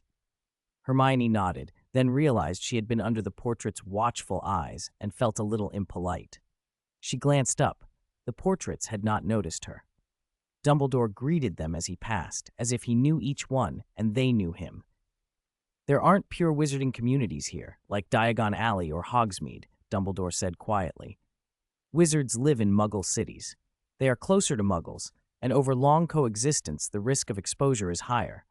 Of course, it's also easier for them to absorb Muggle cultural achievements. If magic is ever exposed to Muggles worldwide, he went on, wizards who live openly among Muggles will integrate into Muggle society faster than closed, conservative communities. They will adapt more quickly to the new environment. Hermione thought of how the Dementor incident had been covered on television. High-ranking officials from both worlds had seemed to coordinate closely. Aurors had used mist to obscure themselves, tried to avoid loud magic during operations, and worked with Muggle media to plant false stories. Loren remained non-committal. From a wizarding point of view, the immigrant atmosphere and open social ethos here made American wizards more adaptable. From a Muggle point of view, though, every major exposure had come with severe casualties. Purifiers, Bigfoot, Obscurials, and even minor incidents required memory charms. To Muggles, there seemed little benefit and much risk. They finished the circuit and found themselves back at the restaurant entrance. Dumbledore stopped. "Excuse me, I may have to leave you now." "Goodbye, Professor Dumbledore," Loren and Hermione said. "Wait." Dumbledore held them back. He reached into his silver and white robe, produced a palm-sized postcard, and handed it to Loren. "Someone asked me to give this to you," he said. Loren took it curiously, and Hermione leaned in. The front held a scenic photo of an Alaskan glacier. On the back, a single line: "Thank nature and destiny for their gifts, and thank you. May Merlin protect you, Nagini." Nagini. Hermione felt a pang of sympathy for the maledictus. Seeing their stunned faces, Dumbledore smiled faintly. "She is doing very well," he said, "currently revisiting places she's been. I think she's looking for something, though she won't admit it. If you have a reply, give it to me next time we meet. Until then, goodbye, Professor Dumbledore." They watched the white-bearded wizard stride toward a group of American Magical Congress officials. It took a moment for Loren and Hermione to come back to themselves. They turned the postcard over and over. Hermione had always felt great sympathy for Nagini and was keen for news. She asked quietly, "Dumbledore said she's looking for something. What do you think she's looking for?" Loren shrugged. "People she once knew, places she once visited. Things like that. Who can say?" Hermione pictured a woman driven into the wilderness by a blood curse, transforming into a giant serpent and losing herself, only to regain human form decades later into a radically changed world. What would she search for? "Who knows," she said at last. The hallways and the postcards faded. The International Confederation of Wizards convened, and the formal agenda concluded. The chairman of the International Confederation of Wizards, Chief Wizard of the Wizengamot, Albus Dumbledore, will now address the assembly. Dumbledore wore a wide scarlet and gold ceremonial robe that made his presence impossible to ignore. He rose from the main seat and, without touching the amplification device provided, his deep voice filled the hall. "I, Albus Dumbledore, hereby warn all wizards worldwide, Lord Voldemort has returned." A stunned silence fell for a few seconds. Then cameras flashed and frantic questions erupted. "Mr. Dumbledore, what do you mean by that? Isn't you-know-who dead? Was the Dementor incident staged by him?" The noise rose like a boiling cauldron. New York, Manhattan. A few thin clouds drifted through a sky so washed blue it gleamed.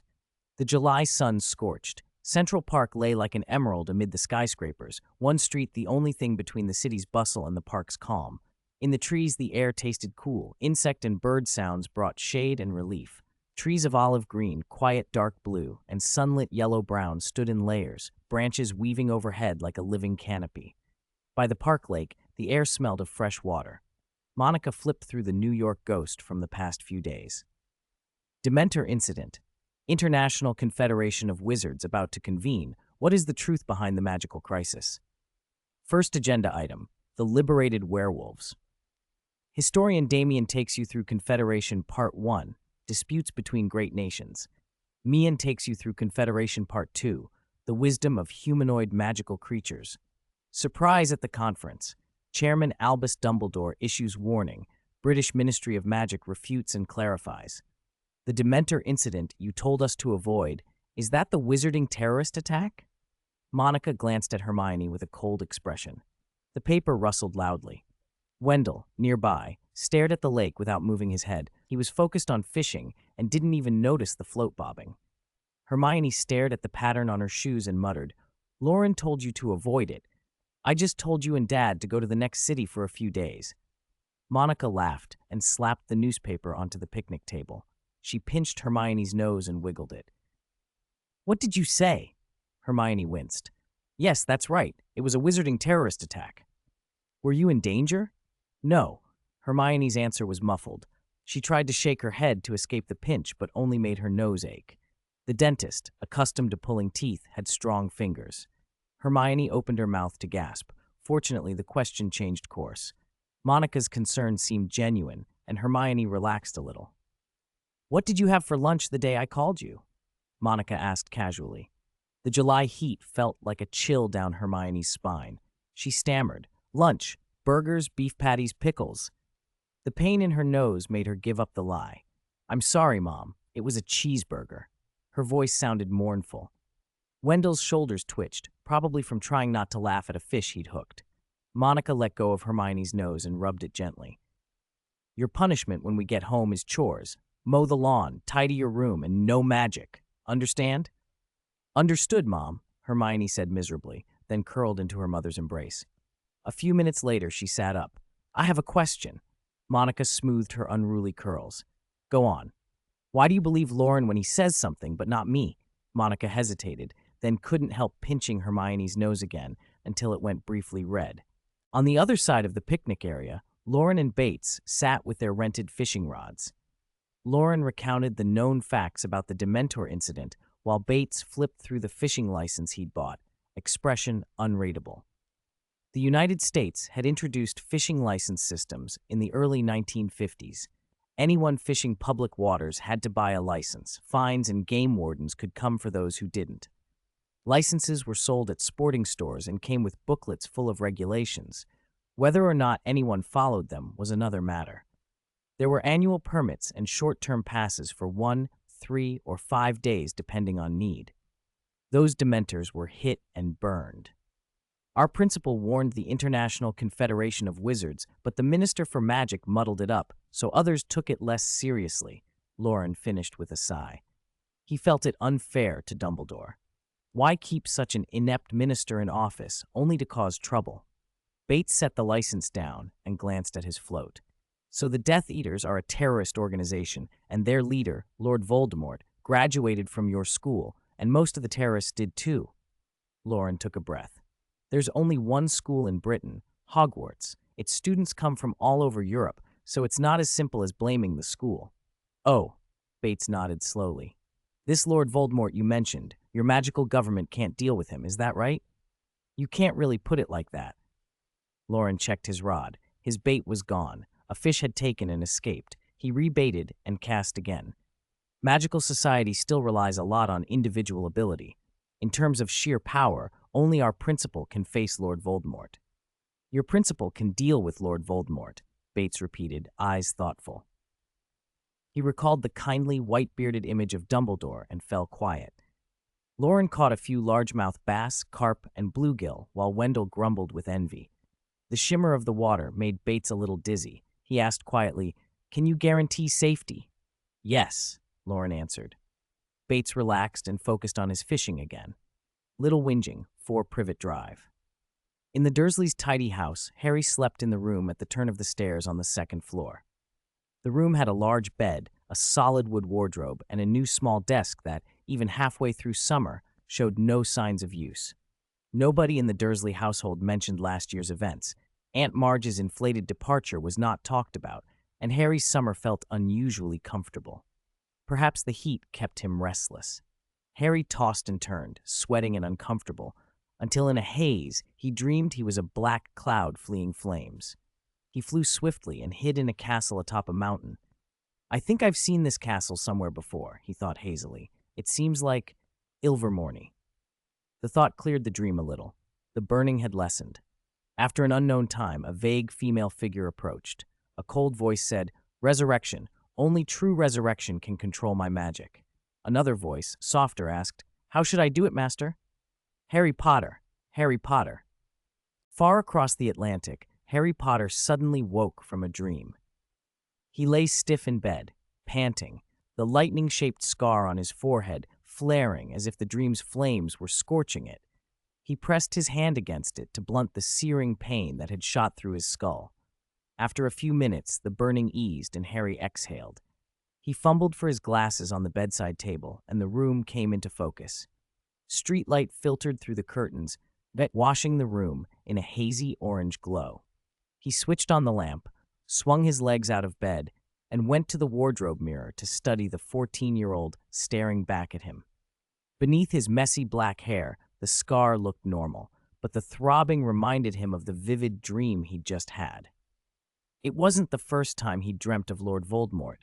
Dumbledore had explained that Harry's scar linked him to the Dark Lord, and often the dreams reflected things happening in the world. What was Voldemort planning now? Harry frowned and strained to recall more. The dream had been so clear, so deeply imprinted. The boy in the mirror blurred, and a dim chamber formed in the glass. A room in a mountaintop school of magic, gray mist coiling through the air, and a fierce-looking woman standing nearby. Harry had seen her once in a paper, Bellatrix Lestrange. They were cursing Dumbledore, cursing the American Magical Congress. They spoke of a true resurrection, and the key to it lay with one person, Harry Potter. What had Dumbledore done to enrage them? What did they plan for him? Harry squeezed his eyes shut, trying desperately to pull more of the conversation from the dream, but it slipped away like water. The harder he tried to scoop it up, the faster it vanished. By the time the pain in his forehead faded, the images had blurred beyond recovery. Sleep evaporated. He lifted his face from his hands and stared at the boy in the mirror and at the familiar jumble of his room. On the new desk sat an empty birdcage. Hedwig usually liked to perch there, though she often flew free and only returned on rainy days or when tired from play. Harry thought he might do the same. Privet Drive smelled wrong to him. An open book lay on the floor beside the bed. Flying with the Cannons, its pages illustrated with past Chudley Cannons matches. Some said the pictures were doctored, but Harry disagreed. Many pages carefully recorded the brawls as well as the goals. He put the book on the desk, drew back the curtains, and looked down at the street. The lamps were dim, the road empty, not even a stray cat in sight. The thought that Voldemort might be lurking on Privet Drive made him laugh at himself. He sat at his desk and checked the calendar. It was late July, and his birthday was approaching. What would his three best friends give him? How much longer until the Quidditch World Cup they had talked about before the holidays? The small excitements eased his mind. He took out parchment and began writing letters to Dumbledore and his friends. A terrible snore came from Dudley's room next door. As deep blue shifted to gray, a cool dawn breeze drifted through the window and dried the ink on his parchment. The sun rose and gilded the bedroom walls. There was movement in Vernon and Petunia's room, too. Harry tidied pen and ink and reread the 4 letters. He described the dream, hoping Dumbledore could explain what he might have done to anger Voldemort, hoping Ron, whose father and brother worked at the Ministry, might have inside information, and hoping clever Hermione and Loren might say something useful. If Loren and Hermione's phones were working, calling would be quicker, but since he couldn't reach them by phone, he had sent letters. He told Hedwig to deliver them in the order Ron, Dumbledore, Loren, Hermione, and not to wait for replies. Information gathering might take time. Breakfast at the Dursleys was unsweetened grapefruit with milk. Not only Uncle Vernon, but even Harry found it hard to eat. This unpleasant routine had started when Dudley came home for the summer with his end-of-term report and the teacher's comments. Forgetting the appalling grades and the notes about bullying, Vernon and Petunia fixated on the final sentence. No school trousers could be found that fit Dudley anymore. Petunia insisted Dudley was just big-boned, that his extra weight was a temporary teenage pudge, and that since he was in a growth spurt, he needed plenty of food. Still, the smelting school nurse's diet plan had been taped to the fridge. All Dudley's favorites, soda, cake, chocolate, hamburgers, were banished and replaced by fruit, vegetables, and what Vernon called junk food. To make Dudley feel less singled out, Petunia insisted the whole family follow the diet. After a few days, everyone looked green, especially Dudley and Vernon. Harry, at least, was spared most of the rationing by virtue of always being ignored and by his secret, the little scale-shaped trinket he kept tucked away, stuffed with treats from Honeydukes and the Hogwarts kitchens. There wasn't much left, but enough to last the summer. Harry ate his grapefruit in silence, thinking of going back to his room and enjoying a better breakfast later. He had sometimes smelled donuts, cold bread, even tasteless shortbreads coming from Dudley's room at night. Petunia and Vernon's plan would probably fail. Vernon set down his paper and looked at the grapefruit on his plate with a disgruntled expression. Petunia shot him a warning look.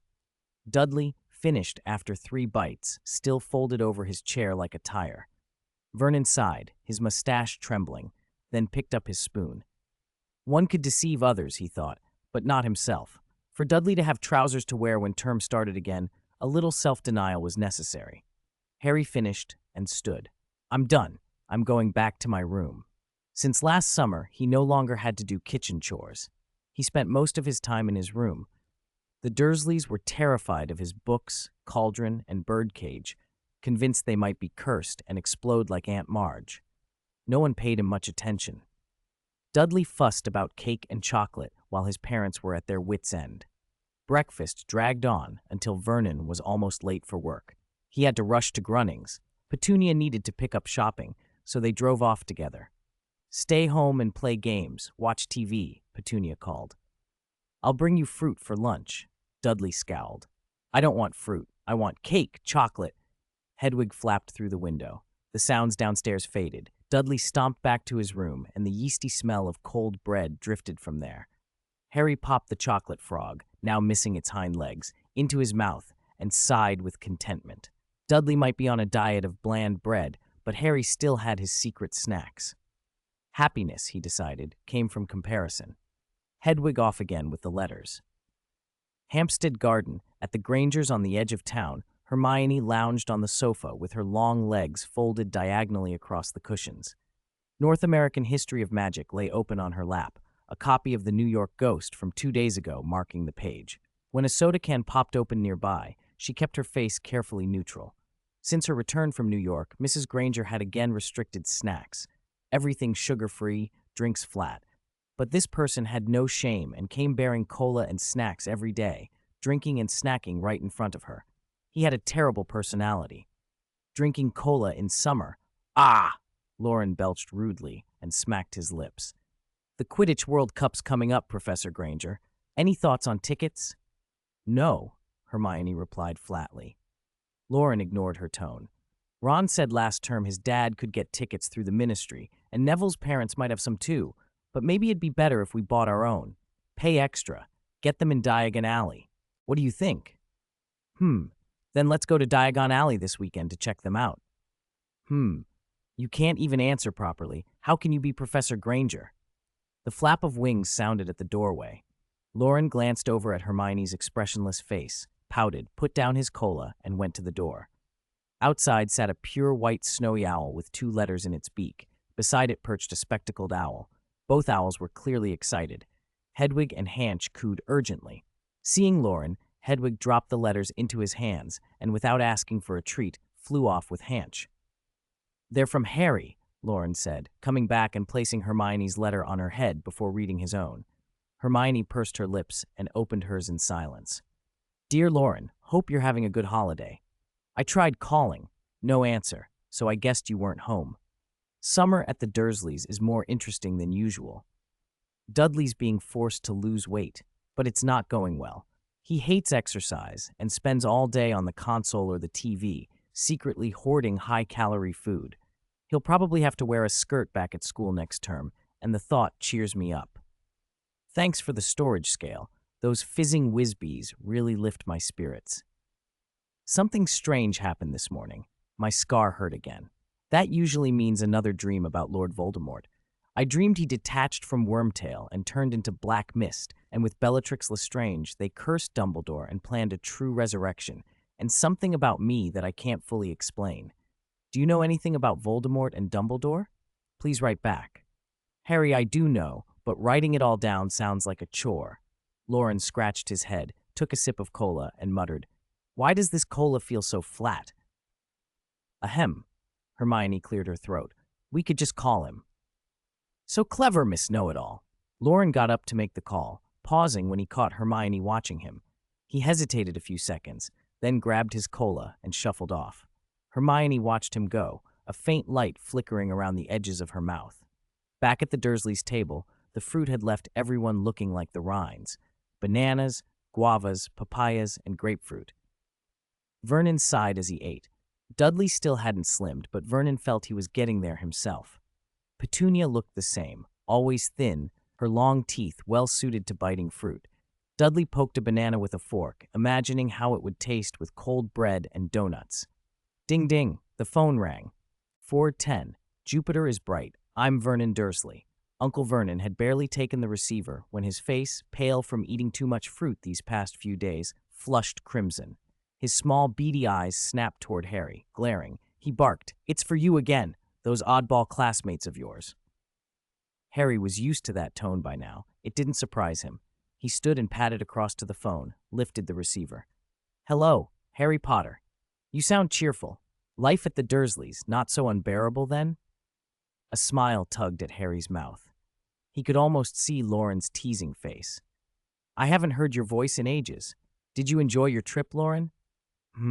More thrilling than enjoyable, and it's a little relevant to what you wanted to know," Loren described through the crackle of the line, the strange events with the Dementor and the International Confederation of Wizards.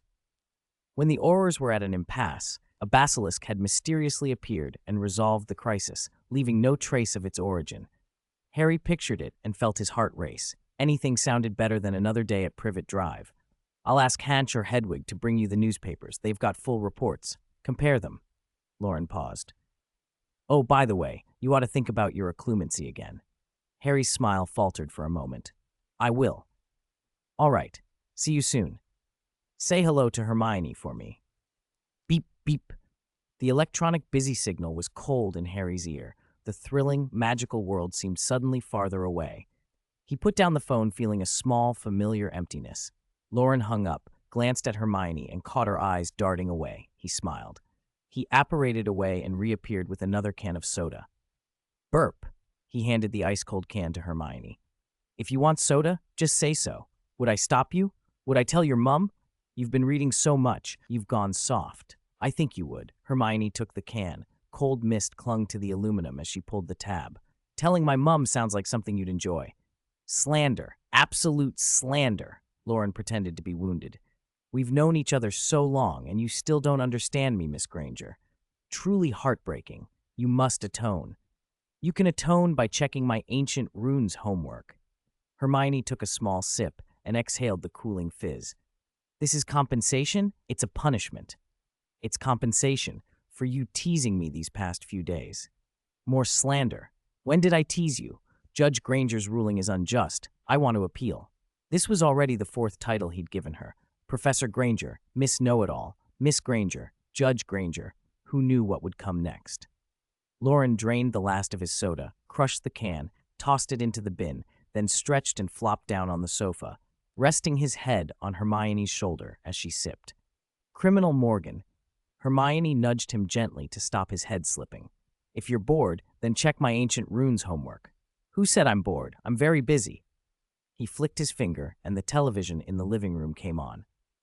BBC News. Comet Shoemaker-Levy 9, captured by Jupiter's gravity 2 years ago and fragmented into 21 pieces by tidal forces, was expected to begin plunging into Jupiter's atmosphere tonight at a speed of 210,000 kilometers per hour, striking the southern hemisphere in succession. The fragments would traverse Jupiter's atmosphere over 5 days. The impacts would expose material from deep within Jupiter, giving astronomers a rare opportunity to study the planet's interior. Hermione rested her head against him, the soda bubbles popping on her tongue.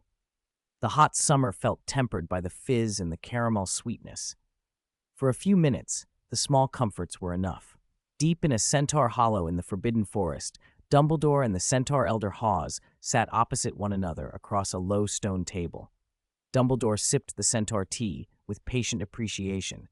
It tasted only marginally better than soaked leaves, but it carried a peculiar, calming scent. Hawes, with the body of a horse, knelt on a bale of straw. Even so, his shoulder towered above Dumbledore. His coat was thin and his joints knotted with age. No one remembered his true age. Even when Dumbledore had been a student, Hawes had already been an elder. He drained his wooden bowl and chewed the leaves before swallowing. "This was made for wizards originally," he said with a wry smile. "What's the point of brewing it? Better to chew and swallow." Dumbledore smiled. "Your tea has its own fragrance. It soothes. I don't mind it. You'd say that even if I brewed it from the straw I'm sitting on." Hawes's tail flicked. "You were such a lively foal at school, and now, less than 100 years and you're older than me, this old horse." Dumbledore drank in silence. "How was the International Confederation of Wizards?" Hawes asked. There were unforeseen incidents, but they prompted changes. Dumbledore recounted New York's events, even mentioning Voldemort's burning. Under the Inferi incident's influence, many countries have begun to take lycanthropy seriously. If this continues, in 100 or 200 years, werewolves could vanish. Not a chance. Hawes shook his head. They won't simply disappear. Once they become scarce and controlled, some wizards will crave the rarity. They'll seek lycanthropy like a treasure, like Vila. Dumbledore considered the elder's point and had to admit its plausibility. Hawes flicked his tail again. What worries me is you-know-who creating Dementors. If he can create them, he could create Inferi, giant Inferi, vampire Inferi, even Acromantula and Banshees. The most dangerous Inferi are unicorns. When those pure creatures are twisted, the curses in their blood are worse than a werewolf's teeth or an Acromantula's venom. Dumbledore frowned, thoughtful. Not to worry about that now. If tribes have sided with the Death Eaters, Voldemort will preserve his servants. If they won't side with him, their own power will protect them until he is fully restored. It's up to you, Albus. Hawes gazed at the deep blue-black sky beyond the hollow. His voice softened, distant and profound. Jupiter is very bright tonight. Dumbledore followed his gaze. Jupiter shone, a little brighter than usual against the night. Albus, Hawes added quietly, when I die, please look after my foals. I will. Late that night, Loren sat at his desk by the window with an ancient, nameless book open before him. A year ago, after repeatedly hearing about Jupiter and Comet Shoemaker Levy 9, an instinct had told him to watch this event. He had even dreamed of a strange, spectacular explosion.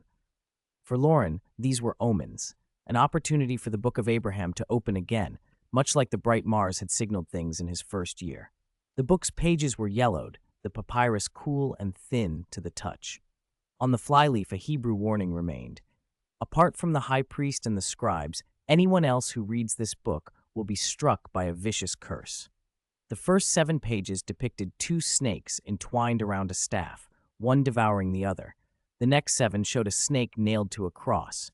The third set revealed springs bursting from a desert with many small snakes emerging. Nothing seemed changed. Loren examined the pages long and hard, but could find no new markings. He shut the book and looked out the window. The city's lights dimmed the stars. The moon was not full. The sky was a deep, endless dye. Drowsiness crept in, his thoughts growing sluggish. He propped his head on his hand, blinked, and slid into sleep. In the dark, the weight of his body dissolved and gravity reversed. Loren felt himself fall toward a sky that had no bottom. The fall stretched to infinity. The sky thickened and expanded like a net. The pressure of weightlessness pressed on him. Wind howled past his ears. He was falling, but also flying. Suddenly the noise stopped and everything dissolved into silence and blackness. No gravity, no breath, no sensation, only an endless void. He lost any sense of direction or time. Without warning, light flooded the nothingness. Not the blank black anymore, but a vast oblate planet turning in the endless void. Tawny and pale currents swirled into bands, crossed by dense, blood-red markings. White-blue frozen ammonia crystals grouped and fell like cold rain. Around the planet, under fierce gravity, 21 irregular comet fragments hurtled in, blazing and vaporizing as they smashed into the gaseous atmosphere. Friction baked them, rock and ice breaking into fire and ash. Steam and vapor billowed into white clouds, rock turned to molten particles. There should have been an ear-splitting roar, but Loren heard nothing. He followed the largest fragment as it punched an Earth-sized hole in Jupiter's atmosphere and plunged deep. Chaos tore it apart. Fiery gas erupted, dyeing the central region crimson and melting everything in the path. Blood-colored particles turned into dark red clouds, caught in Jupiter's layers of turbulence and knit into the Great Red Spot. The impact's energy distorted the planet's layers in ripples.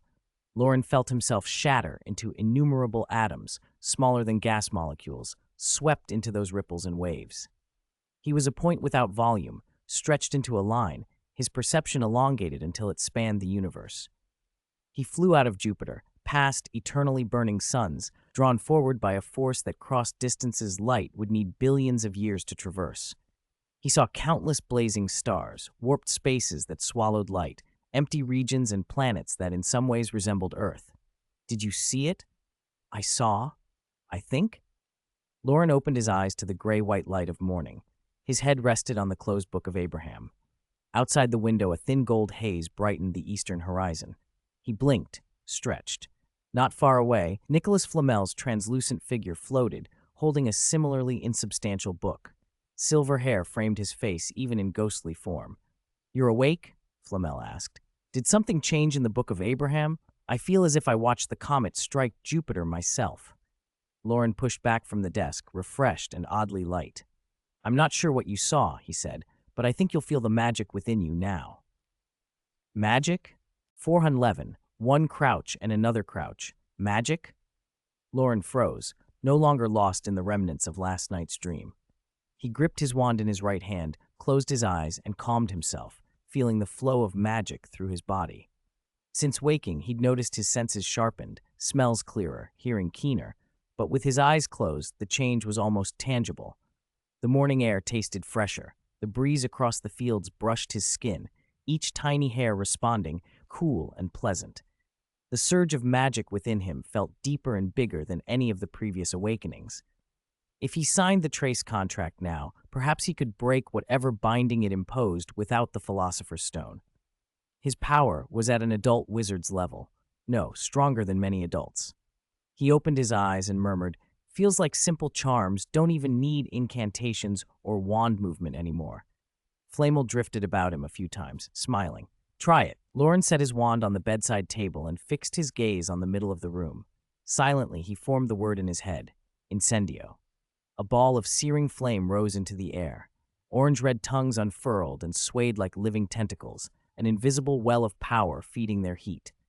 Flaming waves rolled outward, the room warmed, Loren's cheeks lit by the fire's glow. He watched, stupefied. He'd never managed wandless or wordless charms before, yet the vast magic in him had made the effect happen exactly as he intended, and with more potency than expected. In the past, he'd used a wand to move things or tidy a room, small manipulations. Incendio usually ignited objects briefly. This fireball, however, felt different. It could burn as long as he willed it. His intent, perhaps something tied to his soul, seemed woven into the magic, making it effortless. He waved a hand and the fire dispersed. Looking at Flamel, he asked, "Did Nicholas ever have anything like this?" "I can't say," Flamel replied, shaking his head. "Loren, you're special. I don't believe any previous owner of the Book of Abraham has experienced what you're going through."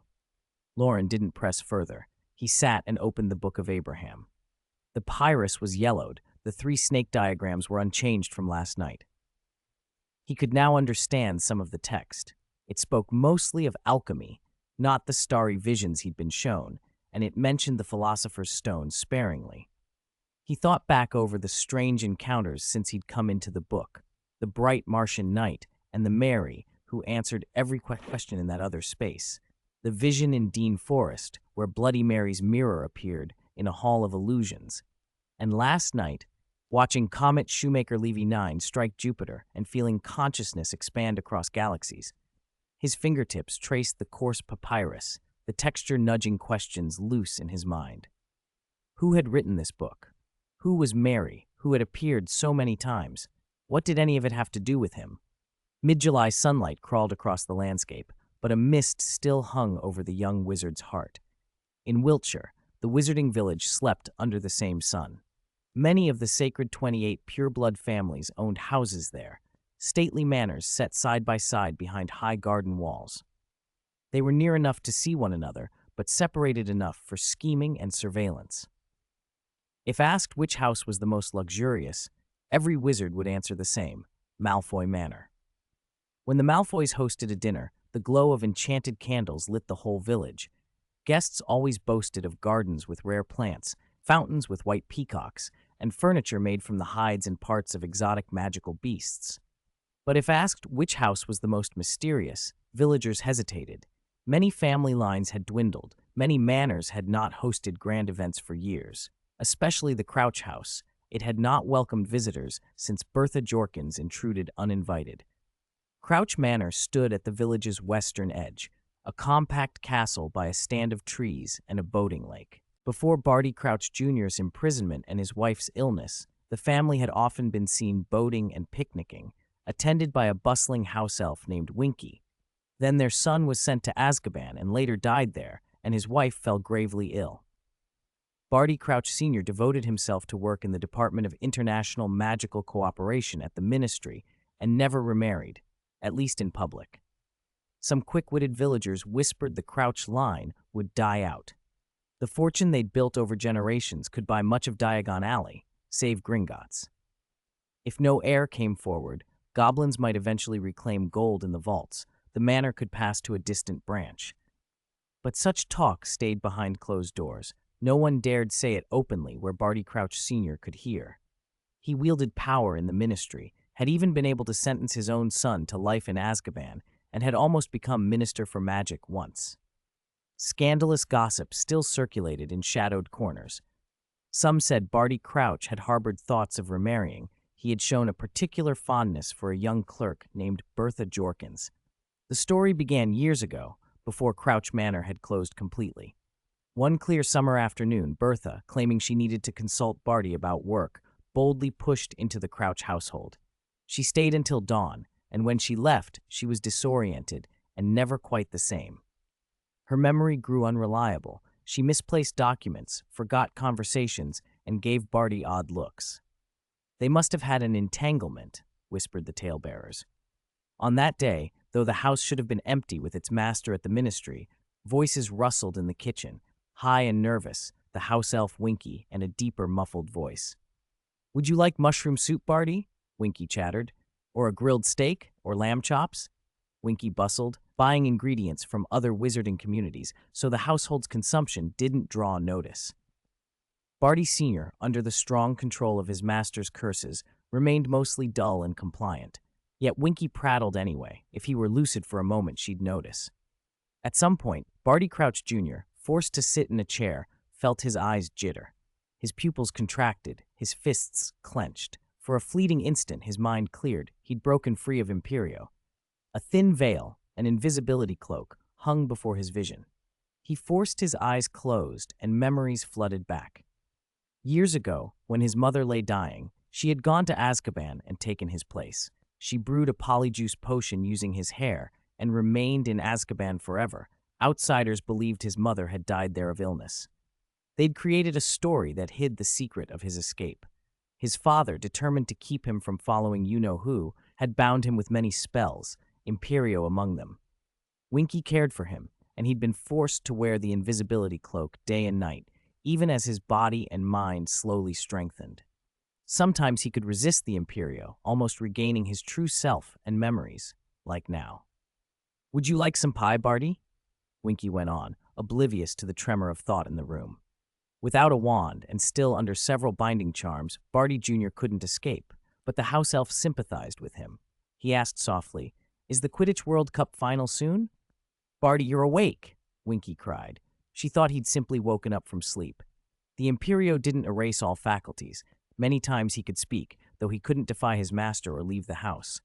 "Are you hungry? I'll make something quick." He frowned. "No. Are the World Cup finals starting soon?" "Not for half a month." Winky flitted about. "I'll see if Master will let you go watch. He'll agree, I'm sure." Barty Jr. made a hollow sound. "I'd like to read the newspapers, Winky." "All right, Barty." Winky snapped her fingers. A neat stack of newspapers drifted in from the sitting room and vanished into the invisible veil. As head of International Magical Cooperation, Barty Sr. kept newspapers from many countries. The ones he'd finished passed to Winky, so Barty Jr. could glean information. New York Ghost International Confederation of Wizards concludes, Werewolf rights advance. Paris Broom News, Bulgaria versus Ireland, Quidditch World Cup final nears. Venice Boat News, Barty Jr. turned the pages of the old papers, gathering what he could. When he reached the last one, the Daily Prophet, his expression snapped. The headline read, "Is Dumbledore old? Muddled remarks spar with nations." Dumbledore had warned at the end of a meeting that you-know-who might be returning. Fudge had scoffed. If Voldemort were alive, why had he been silent for so long? Rita Skeeter would not be silenced. Barty Jr.'s fingers crushed the paper until the edges cracked. His knuckles blanched, his breath came fast and ragged, joy flared in his eyes like a fever. He needed his master to know. He needed a stage to proclaim the Dark Lord's return. Ministry of Magic. After a long day of processing the Confederation's resolutions, Barty Crouch Sr. leaned back in his chair to ease the fatigue around his temples. Work had been relentless of late. International crises and the misbegotten anti-werewolf legislation had kept his department busier than usual.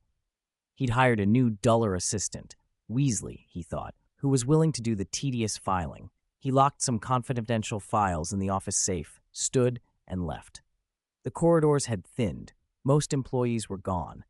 As the golden grille slid open and the lift came, a blonde woman rushed up, cheating the closing doors with a quick hand. "Good afternoon, Barty Crouch. Are you leaving too?" Bertha Jorkins greeted him with a nervous, eager smile. Barty had always treated her kindly. He'd forgiven her mistakes and watched over her even after she'd left his department. "Good afternoon, Bertha," Barty said gently. There was a patience and warmth for Bertha that he seldom extended to others. She had come to his house once with documents for him and had overheard something she shouldn't. Winky had spoken in the kitchen. Bertha had guessed who lingered under the cloak and even waited at the house to confront him. What she'd seen left her confused and fragile. The answer to what had happened to Bertha Jorkins was simple and terrible. Obliviate. "Mr. Crouch, do you know Albania?" Bertha Jorkins asked cheerfully. "Of course," Barty Crouch replied, putting on the amiable air of a superior chatting patiently with a carefree subordinate they'd met in the elevator on the way home from work. "I'm going on a long vacation." Bertha's voice bubbled with excitement. "I'm going to Albania to visit my second cousin, and then down south to see an aunt. I'm really looking forward to it. They say there are so many new and interesting things in Albania." "Albania," Crouch repeated more slowly. "I hear dark wizards are common there, and the underground trade market is very well developed." He didn't finish the rest aloud. More important to him than the illicit trade was a darker whisper, the place where Lord Voldemort was said to be clinging to life.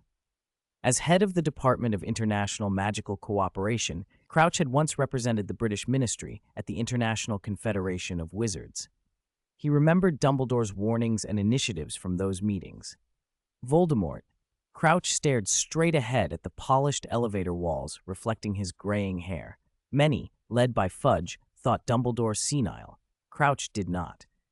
If powerful wizards could break a memory charm, then whatever secrets Bertha Jorkins carried in her head could be uncovered on a trip to Albania. If Voldemort had any designs there and happened to plumb information from Jorkins's mind, his foolish son would be in danger. "Bertha, your vacation might have to be postponed for a while," Crouch said in a low voice. "Huh?" Jorkins looked startled. "The Quidditch World Cup final is coming up, and the Ministry is short-handed. We'll need you to stay and help. But, you know you've caused a lot of trouble over the years.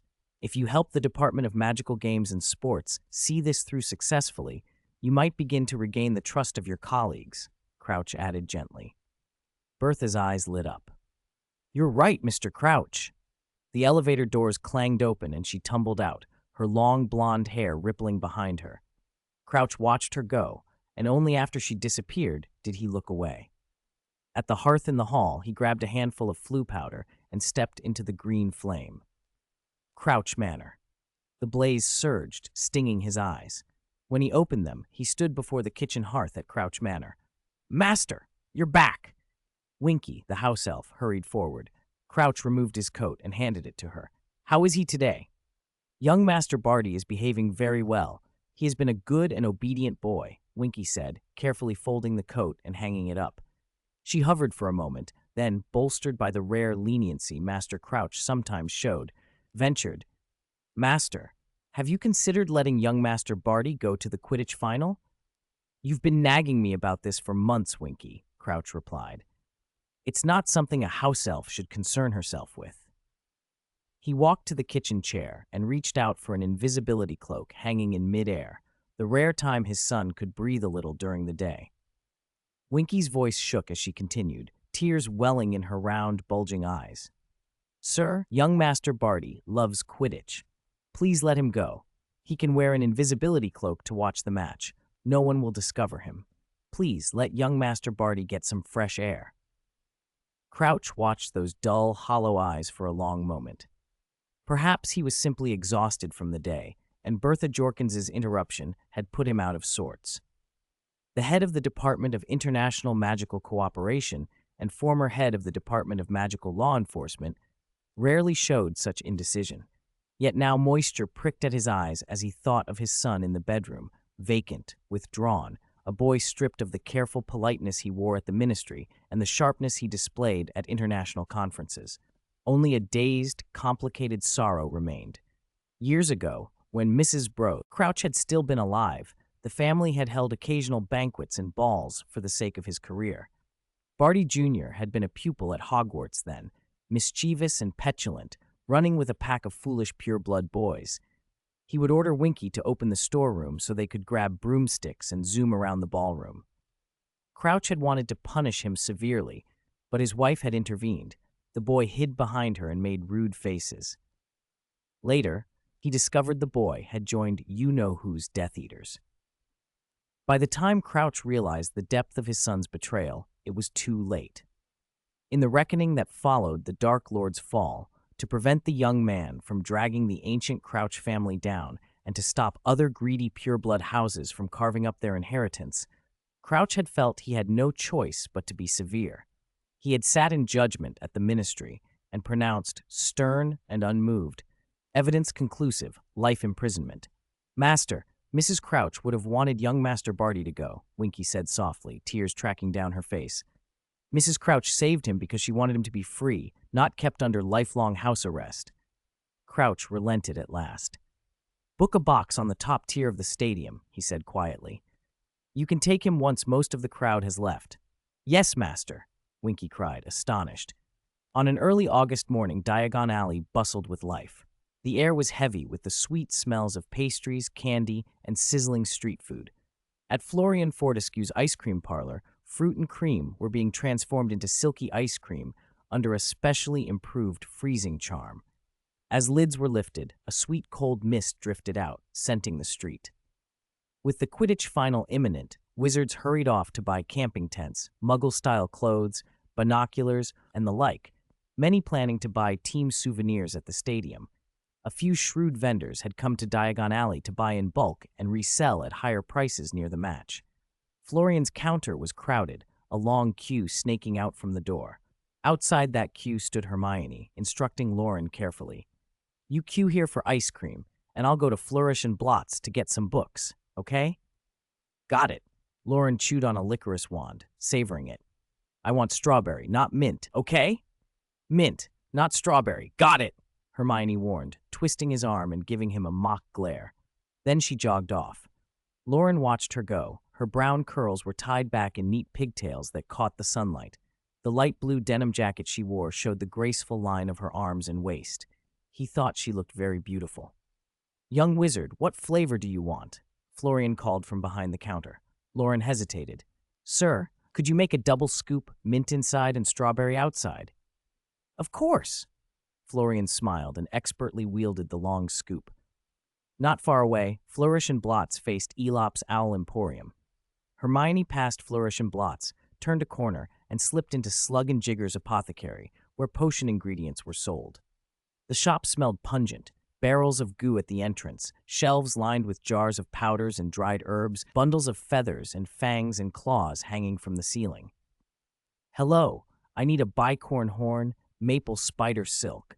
Hermione recited from the list she'd checked with Flamel the night before.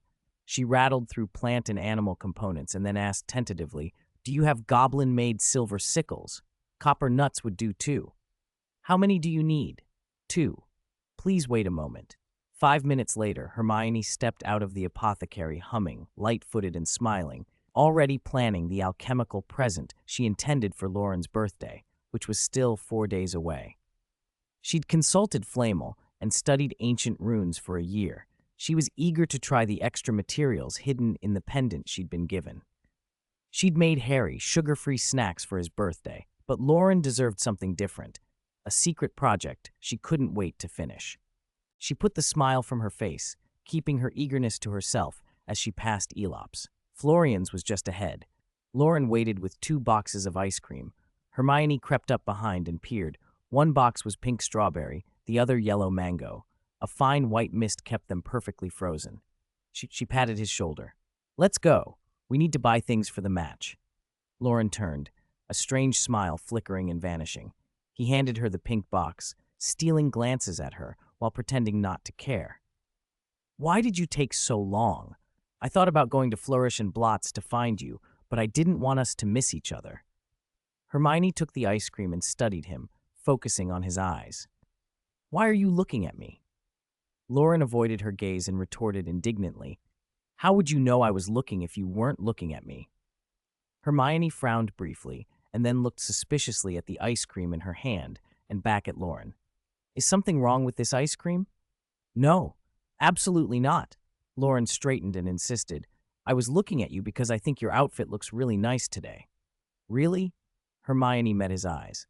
Loren felt suddenly guilty. Lately, he had felt as if Hermione could read past his occlumency, as if her legitimacy had somehow advanced, and he worried he'd reveal things without meaning to. Best not to stare, he thought, as if avoiding temptation would help. Hermione didn't press further. She scooped a spoonful of the mint-strawberry mix and tasted it, letting the cool sweetness linger. Do you think high ponytails look good? She mused aloud. They're practical for tying my hair up. Maybe I should leave some bangs? Loren saw her face light up in the sun, and his dark little thoughts felt instantly scorched away. He flushed, a little ashamed of himself. Hermione's smile made her eyes crescent moons. I've thought of a way to make the ice cream taste even richer. Loren snatched her box, poured both flavors together, and stirred them with the wooden spoon until the mango, mint, and strawberry blended into a light red with a yellow-green tint. This way, it tastes better. Hermione tried another spoonful. The coolness with the fresh mint hit just right. It really does. From behind the counter, Florian watched the odd little pair walk off together and smiled to himself. Perhaps it was time he introduced some new flavors. 413. Why is it always at Gringotts? Diagon Alley was a riot of stalls. With the Quidditch World Cup looming, everyone was hawking match-related goods and viewing supplies. Shopkeepers hauled old stock out of their attics and put it on display, thinking, what if someone fancies this? Madame Malkin's, the second-hand robe shop, and Twilfit and Tattings even showed off racks of Muggle clothes. After all, the matches were in Muggle territory, and wizards would be dressing down. With the help of Muggle-born customers, the styles were reasonably authentic, but the colors and cuts were deliberately plain, designed not to attract unwanted Muggle attention. Wizards used to more flamboyant attire sneered at them. Children ignored them. Only someone like Mr. Weasley would shop there. Everything lined the street. Relics of ancient alchemy, dusty potions sealed long ago, limited edition autographed books by a wizard who had once won the Wizarding Weekly's Most Charming Smile Award 5 years running, jars of curious creature parts, and magical doodads whose purposes were anyone's guess. Loren recognized some of the surface patterns on an alchemical device from an illustrated book and could tell, vaguely, what the outer runes did, but the inner arrays were too complex. Some alchemists deliberately added confusing patterns, like encryption, to stop others from dissecting their work. Still, Loren could at least sense the magic inside an item. He couldn't decipher every color, but anything black or blood red was a bad sign. Bronze skull pendants and wooden talons exuded a nasty, cursed aura. Those belonged in Nocturne Alley, not Diagon Alley. Watching ordinary shoppers handle them with eager curiosity, he had a sudden, unpleasant picture of the sorts of cases that kept the wards and wards at St. Mungo's busy. Luckily, anything that had survived the Ministry's last sweep of dark artifacts and remained for sale here was unlikely to be lethal. At worst, they might rearrange a face or add an extra finger or two. Quick medical care and you'd be fine. Loren didn't dwell on it. He strolled, enjoying his ice cream, occasionally feeding a spoonful to Hermione as they walked and took in the bustle. The Wizarding Weekly and the Daily Prophet had both published match-viewing checklists, tents, binoculars, team flags, enough food and drink. And the hottest seller was the Enchanted Tent. No one could predict how long a Quidditch match might last. Some were over in minutes, others dragged on for days. The last World Cup final had lasted 5 days, so spectators were packing camping gear. A few overzealous fans even tried to stay awake the whole time on Wiggenweld and similar potions, and woke up, of course, in a St. Mungo's ward. The cheapest tents merely expanded their interior. High-end models had bedrooms, sitting rooms, kitchens, and bathrooms built in. Some looked like normal tents. Others screamed wizarding taste with painted fire-breathing lizards, stuffed vultures by the entrance, and panels filled with lively magical illustrations. "Sir, take a look. These are all new stock this year," a young shop assistant chirped as Loren and Hermione stopped by a tent stall. He didn't seem put off by their age. "If you buy now, we'll throw in an Ireland shamrock flag." Loren grinned. "What if we're cheering for Bulgaria?" The lad's face fell. "I'm sorry, sir. I'll have to." He didn't finish.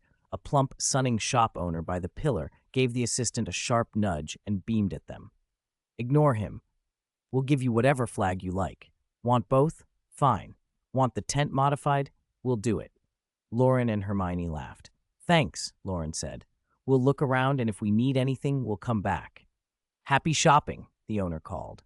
He went back to dressing down his assistant, who cringed as if this wasn't the first time.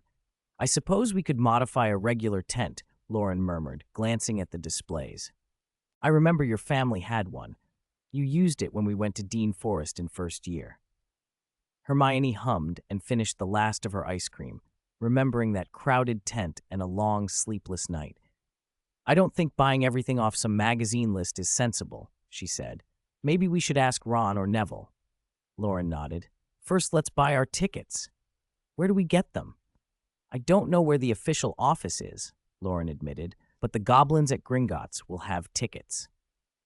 They wound through the shops to the white, gleaming facade of Gringotts. After a polite nod to the goblin in scarlet and gold and a glance at the warning plaques on the bronze doors, they stepped into the marble hall. Over 100 goblins sat on high stools behind the long counter, weighing coins, inspecting gems with monocles, and scratching entries into neat ledgers. There were a lot more Muggle currency exchanges than usual. Goblins explained pounds and exchange rates to wizards, counting out coins with tiny, efficient hands. Loren and Hermione approached an empty counter. "Good morning. We'd like to buy Quidditch World Cup tickets. Does Gringotts handle that?" A goblin with a shrewd face and a pointed beard looked them over. "Gringotts does not provide ticket services," he said slowly. Loren raised an eyebrow. "Is that so? Goblins exist to serve their clients." "We could provide tickets," the goblin amended, "but the price—" "Don't worry about the price," a cool voice interrupted. Bill Weasley, hair tied back in a ponytail and a pair of fan-shaped earrings catching the light, strode over. He looked much the same as the last time they'd met, except his dragon-hide boots had more wear in the creases. The goblin behind the counter bristled. "This is not your place. Your duty is as a curse breaker." He snapped. Bill ignored the complaint, offered a quick smile, and motioned for Loren and Hermione toward the door. The goblin's beard practically stood on end. As they left, Loren couldn't help thinking this was beginning to feel like a habit, every time his Gringotts visit was interrupted.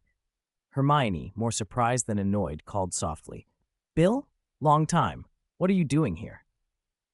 "Long time," Bill said. "I'm back on leave to watch the World Cup. George and Fred and Ron have been talking about you two. Mum and Dad wanted me to bring you by to invite you to the match. I didn't expect to bump into you in here." "It's a bit much to trouble you," Loren began. "We could buy our own tickets." "My mother would cry," Bill said lightly. He led them out of the alley, and before they knew what was happening, put them in a close huddle. "Hold on," he warned. The air around them stretched and twisted with a corkscrew of light. With a sudden whoosh, they were gone. They reappeared beside a leaning, ramshackle house and steadied themselves. The short, awkward apparition left them a little dizzy, much as they had been the first time Professor McGonagall had taken them into Diagon Alley. Loren muttered, "You could have just given us the address." Hermione added, "Leaving a trace to Apparat would have worked too." Bill didn't hear. He spread his arms and announced proudly, "Welcome to the Burrow, the Weasley home." The house was a patchwork of additions. What must have started as a small shed had been built up into a crooked, multi-story house that somehow managed to lean in different directions without collapsing. A riot of chimneys jutted from the red roof, painted in bright colors. A pink one probably Ginny's doing, a central chimney painted with a big white ghost that had to be Percy's torment at George and Fred's hands. A slanted sign read, The burrow. Old boots and a rusty cauldron sat by the front stoop, and a few fat brown hens pecked complacently in the yard. It was shabby but lived in, and the family's fingerprints made the haphazardness feel warm. From inside came a sharp, energetic voice. "Bill, the clock says you're back. Stop hiding and come help your brothers with the gnomes in the garden." The voice belonged to Mrs. Weasley. Bill smiled helplessly, shoved open the gate, and ushered Loren and Hermione in. "Mum, we have guests!" Ginny popped her head around the door, then retreated when she recognized them, looking embarrassed. Then Mrs. Weasley appeared, wearing a faded plaid apron and holding a wooden spatula. Her face lit up. "Loren, Hermione, how did you get here?" She fumbled the spatula into Ginny's hand, wiped her apron on her hands, and then, careful not to soil them further, hugged them both with open, worried affection. "Oh, darlings, we were just about to invite you. Arthur's telephone's been broken." She trailed off in an apologetic laugh, the way a frantic mother does when she's happy and flustered at once. Loren and Hermione, a little overwhelmed, managed to return the hug. Footsteps thudded as 3 boys burst out of the garden. Ron went pale with surprise, then started circling them, cheeks flushed and tongue-tied. "I bumped into them at Gringotts," Bill explained to the twins. "They were about to buy the goblins' overpriced tickets." "Good thinking, Bill." George and Fred high-fived. "Why let greedy goblins profit?" Molly Weasley chattered on, already pulling the visitors inside. "We were talking about you and Harry staying with us until term starts. Then you can all go up to Hogwarts together, play together, study together, help each other with homework. It's perfect." The more she spoke, the brighter she became. Every sentence seemed to cheer her up. Loren halted her with a quick, "I'm afraid not, Mrs. Weasley. We haven't told our families yet, and we still have a lot of luggage to pack." "Oh, of course," she said, patting her forehead as if it had slipped her mind. "You'll need to talk to your parents. Why don't you leave your address? Arthur and I will pop round tomorrow." Loren and Hermione were a bit stunned by the speed of it all. It's decided," Mrs. Weasley declared, beaming, as if everything else were already arranged. At number 4, Privet Drive, the Dursleys' breakfast looked much the same as always. Juicy grapefruit split among the 4 of them, roughly a quarter each, plus fried eggs and milk. Dudley shoved his quarter into his mouth in one gulp, chewed twice to get the juice out, swallowed it, then wolfed down his egg. He smacked his lips and leered at Harry's plate. Harry, meanwhile, took his time, cutting his grapefruit with knife and fork like a gentleman, spearing a neat wedge and letting the sweet and sour juice burst across his tongue, all while Dudley scowled. It was a surprisingly nice fruit, sweet, tart, healthy. Harry's mind drifted, happily occupied with the thought of what to fill his real breakfast with later in his room. Birthday cakes from Mrs. Weasley and Hagrid, sugar-free snacks from Loren and Hermione, convenience store food from Sirius. Aunt Petunia shot Dudley a warning glare. Uncle Vernon took a neutral bite and sighed so dramatically his stubbly beard trembled. The doorbell rang. Vernon hauled himself up from the chair and waddled toward the hall, grumbling, "Who is it? I'm not buying anything you're selling." Dudley's eyes flicked rapidly, oddly clever for once. While Aunt Petunia fussed with the kettle, he snatched the rest of Vernon's grapefruit and egg. Harry stared in mild amazement at how nimble a fat boy could be. Voices came from the doorway, someone laughing, Vernon saying a few curt words, sounding annoyed. Then the front door shut. Vernon stomped back in, red-faced and foaming with rage, pointing at Harry. "You! Good! Good!" Years ago, Harry might have flinched at the sight of that furious face. Now he felt calm as the Black Lake, barely stirred. He adopted an expression of polite puzzlement. "Yes," he said. "Look at this," Vernon barked, thrusting an envelope covered in stamps at him. Stamps crowded the front until only a tiny, neat inch square was left for the address, written in impossibly small handwriting. Harry almost laughed. Only Ron or Mr. Weasley would send a letter like that. He took the envelope and opened it. The salutation made him smile. "This is addressed to you, Uncle Vernon." The letter paper read plainly enough when Vernon snatched it back and read aloud, loud and slow. "Dear Mr. and Mrs. Dursley, we don't know each other, but you must have heard about my son Ron from Harry. Perhaps Harry has told you that the Quidditch World Cup is on Monday night in 2 weeks. My husband Arthur managed to get some of the best tickets through his contacts at the Department of Magical Games and Sports. "We would really love it if you would allow Harry to come and watch the match. We would be delighted for Harry to stay with us until the game and then to remain with us for the rest of the summer holidays. We will make sure he gets back to school safely by train. Hope to see Harry soon. Yours faithfully, Molly Weasley. P.S. I hope we've put enough stamps on." Harry remembered Mr. Weasley's parting words at King's Cross. "Bates showed me. Just stick them on and pop it in the box. It's very simple." It seemed both Arthur and Molly had taken that advice to heart. "Looks like she did put enough stamps," Harry said, trying to keep his voice flat, though his heart was full of the grapefruit-sweet happiness the letter brought. Vernon's eyes practically spat. "Whatever method you use," he snarled, "tell them not to contact us in these strange ways again."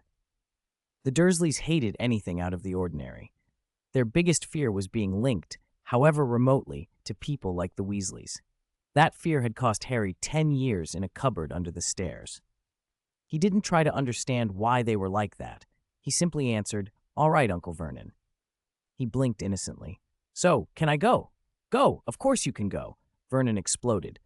"I wish those strange people would spend fewer days in our house." "Thank you, Uncle. May Merlin bless you," Harry said on purpose, watching Vernon's purple face twitch with fury. He turned on his heel and walked upstairs, smiling inwardly, to write a proper reply to Mrs. Weasley in a wizardly way. His bedroom already held hedgehog-crammed Hedwig, returning with a tiny gray ball of an owl, Pigwidgeon, clinging an envelope in its beak. It was Ron's owl, and attached was Ginny's short, excited note.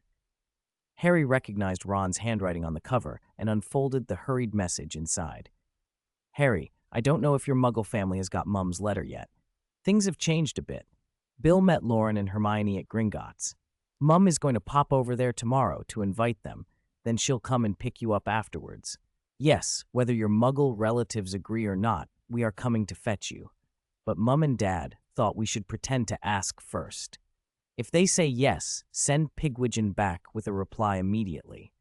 We'll pick you up at 5 tomorrow. If they say no, still send Pigwidgeon back straight away. We'll still pick you up at 5. We'll be with Loren and Hermione. Percy works at the Department of International Magical Cooperation. When you see him, don't mention anything to do with foreign or the International Confederation of Wizards unless you want to be bored to death. See you tomorrow." Ron downstairs, a car started. Vernon must have left for work. Harry smiled to himself and planned to tell them what had happened that evening.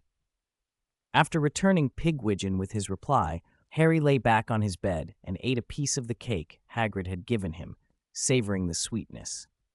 Across town, Hermione Granger folded a pair of black trousers with white stripes and scowled. "Look at the mess in your travel pouch," she told Loren. "People who know what's in there would recognize the Philosopher's Stone. People who don't would think it's rubbish." For a wizard with an enchanted storage pouch, packing was never difficult. You didn't worry about weight or bulk. If you thought you might need it, you put it in the pouch. Loren had, in fact, finished packing in less than 10 minutes. Thin shirts for spring and summer, loose casual trousers, a big box of Muggle supermarket snacks, and a few small gifts for the Weasleys. Beside all that, in the pouch's magically extended space, sat things that were not at all ordinary. The Philosopher's Stone, old papyrus books, a volume preserving memories of Nicholas Flamel, a stone orb sealing a resurrection stone Horcrux, the glassy eyes and scales of a basilisk, unicorn hair, and a small hand mirror that pulsed with an eerie scarlet light. Proud of his speedy work, Loren grinned at Hermione. She promptly took charge. "Fold by season," she ordered, and then, more practically, separate the magical items into individual boxes. Philosopher's Stone, unicorn hair, basilisk parts, all in their own boxes. By 1 in the afternoon, he was still smoothing out a pile of summer shirts. "Professor McGonagall says simplifying is the mind of a clever witch," Loren muttered. "Why make it complicated?" Hermione rolled her eyes, hardly bothering to argue further. Next door at the Granger house, the grown-ups, Wendell and Monica and their neighbor Bates, sat quietly drinking steaming black tea. Their expressions were tense. Soon a very odd group of wizards would be arriving, and the idea made them nervous and excited in equal parts. When Loren and Hermione had told them the Weasleys were coming the next afternoon, Wendell had been taken aback and pulled Bates aside to ask how to behave. In first year, we hosted Loren and Hermione's headmaster, a white-bearded wizard who must be over 100, Wendell said, thumbing his teacup. He was quite pleasant. He glanced up. I don't know what the Weasleys are like, really. He sounded oddly hopeful. I'm a bit nervous, but rather looking forward to it. Monica refilled his cup, smiling. Bates laughed. We met them at the Leaky Cauldron, and when I picked the children up at the station, don't worry, very easy to get on with they are. How will they get here? Wendell asked, stirring. Hermione said wizards travel by broom. I'd love to try that. See what happens, Monica corrected, puzzled. Before anyone could answer, a banging came from inside the sealed, decorative fireplace behind the living room's electric stove. Ouch! No, Fred. No, quickly back. Tell George not to. Ouch! A muffled voice wailed from behind the panel. George, go back and tell Ron. It's too crowded in here. Another voice shouted. Muggle homes in this neighborhood used central heating and electric stoves. Fireplaces were decorative, often sealed up, with fake coal stoves inside. It turned out to be an inconvenience to wizard travel. Dad, maybe Loren and Hermione can hear us. Maybe they can get us out, a younger voice urged. Oh yes, that's a good idea, George, Mr. Weasley replied loudly, his excitement making the plaster tremble. Wendell and Bates exchanged bewildered looks. Monica picked up the phone and dialed next door, ready to ask the two young wizards to rescue whoever was stuck in their fireplace. Meanwhile, fists continued to thump, and voices from inside called through the panel. Loren? Hermione, can you hear us? Bates went to the wall, also knocking and calling through the panel. Mr. Weasley, I'm Bates. The fireplace is sealed. You can't come out through there. Sealed? Mr. Weasley's voice was suddenly incredulous. Why seal a perfectly good fireplace? Don't you get cold in winter? We use electric heaters, Bates explained, and central heating. Wendell added, fascinated. Really? Mr. Weasley's excitement leapt. It's electric? Does it have a plug? That's brilliant, I must see. Ouch, Ron. A child's voice that could have been Loren's piped up, sounding amused and a little breathless. By then, Loren and Hermione had apparated back from next door. There was still a pile of clothes unworn, but Hermione agreed Loren could finish them later. They found the living room brightly lit, cups steaming on the table. The three Muggle adults gathered round the sealed fireplace, while the Weasleys were stuck inside it, voices bubbling through the panel from the other side. How do you pay for electricity? Mr. Weasley demanded. Do you feed coins into the socket? You don't put coins in the socket, Bates said, horrified. You'd get an electric shock. An electric shock, George and Fred yelled in astonishment from behind the wall. You get a shock just by touching it? One of them exclaimed. Cool, another cried.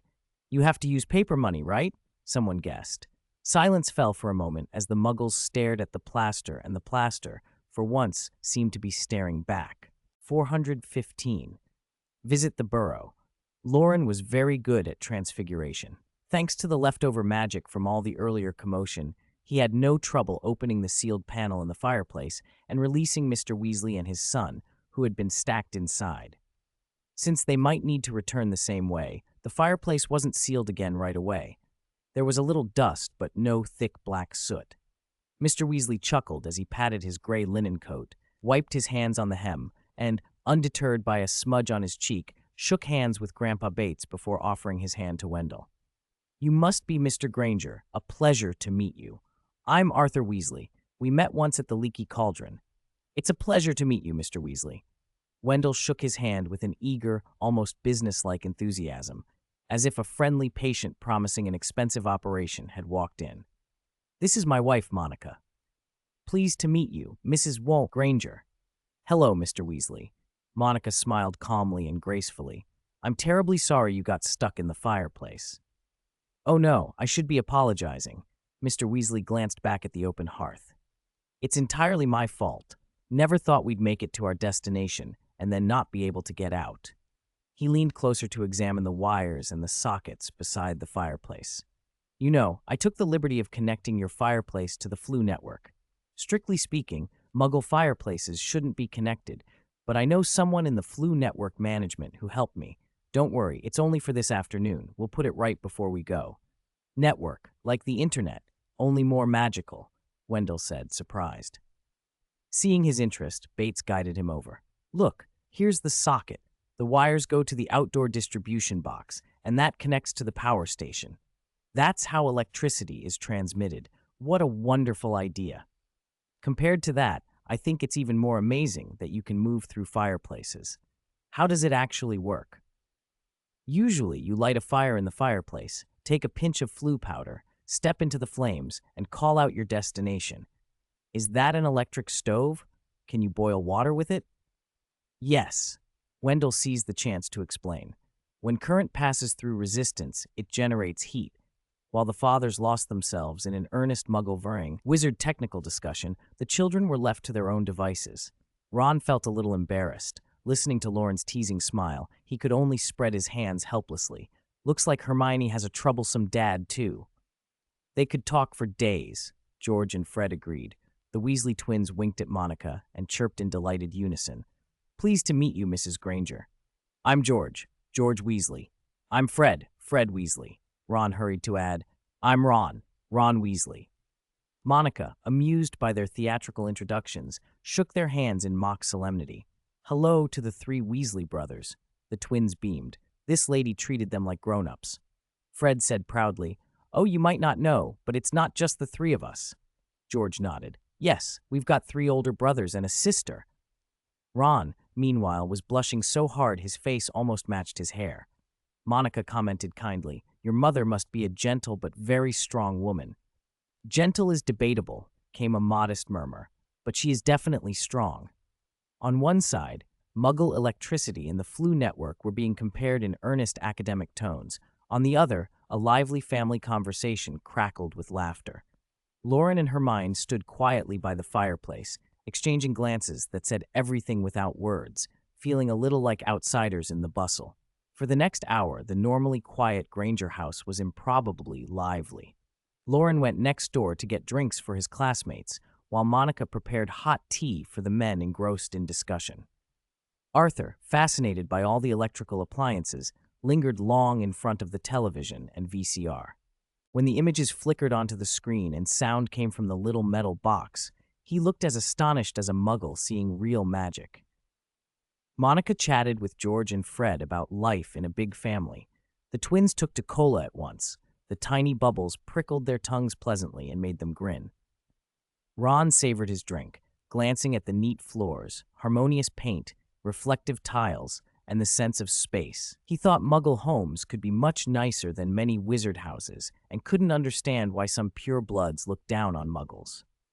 Loren and Hermione were mostly relaxed. Hermione made a mental note to borrow their long essays for history of magic and potions.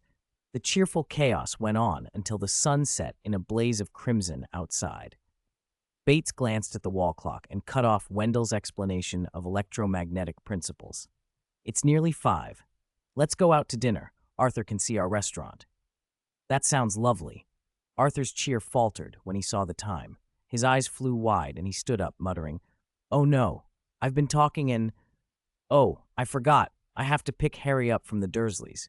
Sorry, Bates, Arthur, Monica, we must go now. There's a poor child waiting for us. Arthur waved to the children, flustered. Loren, Hermione, please get your things packed quickly. Harry must be getting impatient. George, Fred and Ron's faces fell at the name. Harry, they cried together. The pleasant atmosphere snapped into nervousness. Loren and Hermione dashed to fetch their suitcases. Ron asked anxiously, But Dad, how are we going to pick up Harry? Their fireplace is sealed. You go back to the burrow first, Arthur said. I'll go to the Dursleys alone. When Loren returned, the fireplace already roared with a bonfire-like heat and crackle, sending a warm red glow across everyone's cheeks. Ron, George, and Fred stood ready by the hearth. Arthur stood facing the flames, his face lit red. Wendell watched with keen curiosity. Hermione carried a suitcase and spoke softly with Monica. Bates came over, slipped an arm around Loren's shoulder, and gave it a pat. Whether you're back for Christmas or not, remember to write. Got it. Look after Hermione. Don't worry. Arthur took a small drawstring pouch from his pocket, pinched out a little powder, and tossed it into the fire. The flames instantly turned emerald and leapt higher. Fred, you go first, he said. Goodbye, Mrs. Granger, Mr. Bates, Mr. Granger. Fred waved and strode into the flames, letting the green fire lick around him as he called, "The burrow." Bates and the Grangers watched with the firelight reflected in their eyes. The flames surged and swallowed Fred. A few sparks fell back and he was gone. Next went George and Ron. Finally, it was Loren and Hermione's turn. Arthur remembered Harry's accidental trip to Knockturn Alley and bent down to give instructions. "Relax, children," he said. "Speak clearly, and you won't make a mistake. If you're worried about soot, tuck your elbows in and close your eyes, and don't move around, or you might fall out of the wrong fireplace. If you do get to the wrong place, stay put. I'll find you." Loren and Hermione nodded. They didn't really need the reassurance. They already knew where the burrow was, and there were no spatial wards like at Hogwarts. If the flu failed, they could apparate. "I'll go first." Loren pinched a pinch of the sparkling powder from Arthur's hand. The flu was not a perfectly uniform dust. There were small, loose clumps that crumbled easily between his fingers, like dried potato starch. He tossed it into the flames. The fire whooshed. A few sparks licked his face, but it was only warm. Stepping into the flames, flashes of green danced before his eyes like a map, sparse at the edges, denser towards the middle. Loren paused, then called softly, "The burrow." The emerald flames surged and a tug pulled at his feet. He felt himself spinning, sucked through a passage as wind whistled in his ears. Even with his eyes closed, he saw green flames dancing. A few seconds later, his feet were on solid ground again, and he opened his eyes to see two identical, grinning faces right in front of him. "Welcome to the burrow," George and Fred chorused. Behind them were Ron and Ginny. Bill and Percy were nowhere in sight. "Don't block the fireplace," a loud voice scolded from behind. Mrs. Weasley, in a floral apron, pushed George and Fred aside, hauled Loren out of the hearth, and gently brushed soot from his clothes. "Honestly, don't pick up their bad habits." Molly sniffed of kitchen grease in a way Loren found oddly familiar. "I should have come to fetch you myself instead of staying home to deal with freshly slaughtered chicken. An entire afternoon. How many people do you have to pick up to spend that much time?" Loren mutely defended Arthur. "It wasn't their fault, Mrs. Weasley. Our fireplace was sealed, so we were delayed." "Do I not know him?" Molly muttered. "He must have been mesmerized by those muggle appliances and lost track of time." She pulled Hermione out of the fire next, patted soot from her with a very different tone than when she'd scolded the twins. "You're back just in time, dear. Go wash your hands. We're about to have dinner." "Good evening, Mrs. Weasley," Hermione replied softly. The contrast in Molly's voice always made both of them instinctively behave and lower their voices. The Weasley children led them to the sink to wash and brush the soot off. "In her eyes, we're all rotten," Fred grumbled. "Only Percy's a model child." George's eyes flicked around, and he leaned to whisper something to Fred. Their faces spread into mischievous smiles. Ginny took Hermione's hand, and they exchanged whispers of their own. As they passed through the living room and kitchen, Loren took in the burrow. 3 layers of books crowded the mantel, mostly magical cookbooks, titles well read and thumbed: Enchant Your Cheese, Magic for Baking Bread, and Conjure a Feast. The modest living room was cluttered but tidy in a lived-in way. A peculiar grandfather clock caught his eye. Instead of numbers, it had positions marked Home, School, Lost, Ministry of Magic, and a red area labeled Mortal Peril. The hands weren't the usual hours and minutes, but 9 golden pointers, each named for a Weasley family member. Most were stacked at home, while Arthur's pointer was off in an unmarked space. On another wall, a single hand clock had no numbers, only phrases like boil tea, feed chickens, and you're late. The dining room was small and cozy. A clean wooden table, several chairs neatly set around it. The room felt thoroughly magical and utterly homely at once. Exactly the sort of place that made you feel you'd come home. Loren and Hermione came back from washing their hands, and before they even reached the sitting room, they heard Molly's distressed sobs from in front of the fireplace. "My poor Harry. Look at him. He's so thin. Those dreadful muggle relatives of yours must be starving him." Harry had arrived. Loren, Hermione, Ron, Ginny, George, and Fred exchanged excited looks and hurried forward. Arthur stood to one side, brushing soot off his clothes, while Molly had Harry in a tight, propping embrace, his thin frame like a small chick in her hands. Seeing the circle of faces, Harry's cheeks colored slightly. Arthur finished patting his jacket with a rag and set it aside. You don't know, Molly. At their dinner table, they only get grapefruit, one tiny segment each, and I heard that's been the case for over a month this summer. Molly's heart squeezed. Oh, my poor little pudding. No, it isn't that, Mum. The Dursleys are trying to slim Dudley down, and I had the snacks Loren and the others sent me. Harry wriggled awkwardly out of Molly's arms, a little embarrassed by the amused looks around him. Molly smoothed his hair back, touched his forehead as if comforting a child who had missed school, and said softly, Dear, however you've been treated at the Dursleys, you're at the Burrow now. She stood, straightened her apron, and took on the air of family matriarch. Right, you lot. Take Harry, Loren, and Hermione and go play for a while. I need to add a few more dishes for dinner. George, Fred, send Errol. No, let Pigwidgeon go. Hurry and fetch Bill and Charlie. Tell them to come home as soon as possible, and send an owl to call Percy back. Molly bustled into the kitchen, muttering about the ministry. He can't be working late every night, not even coming home for dinner.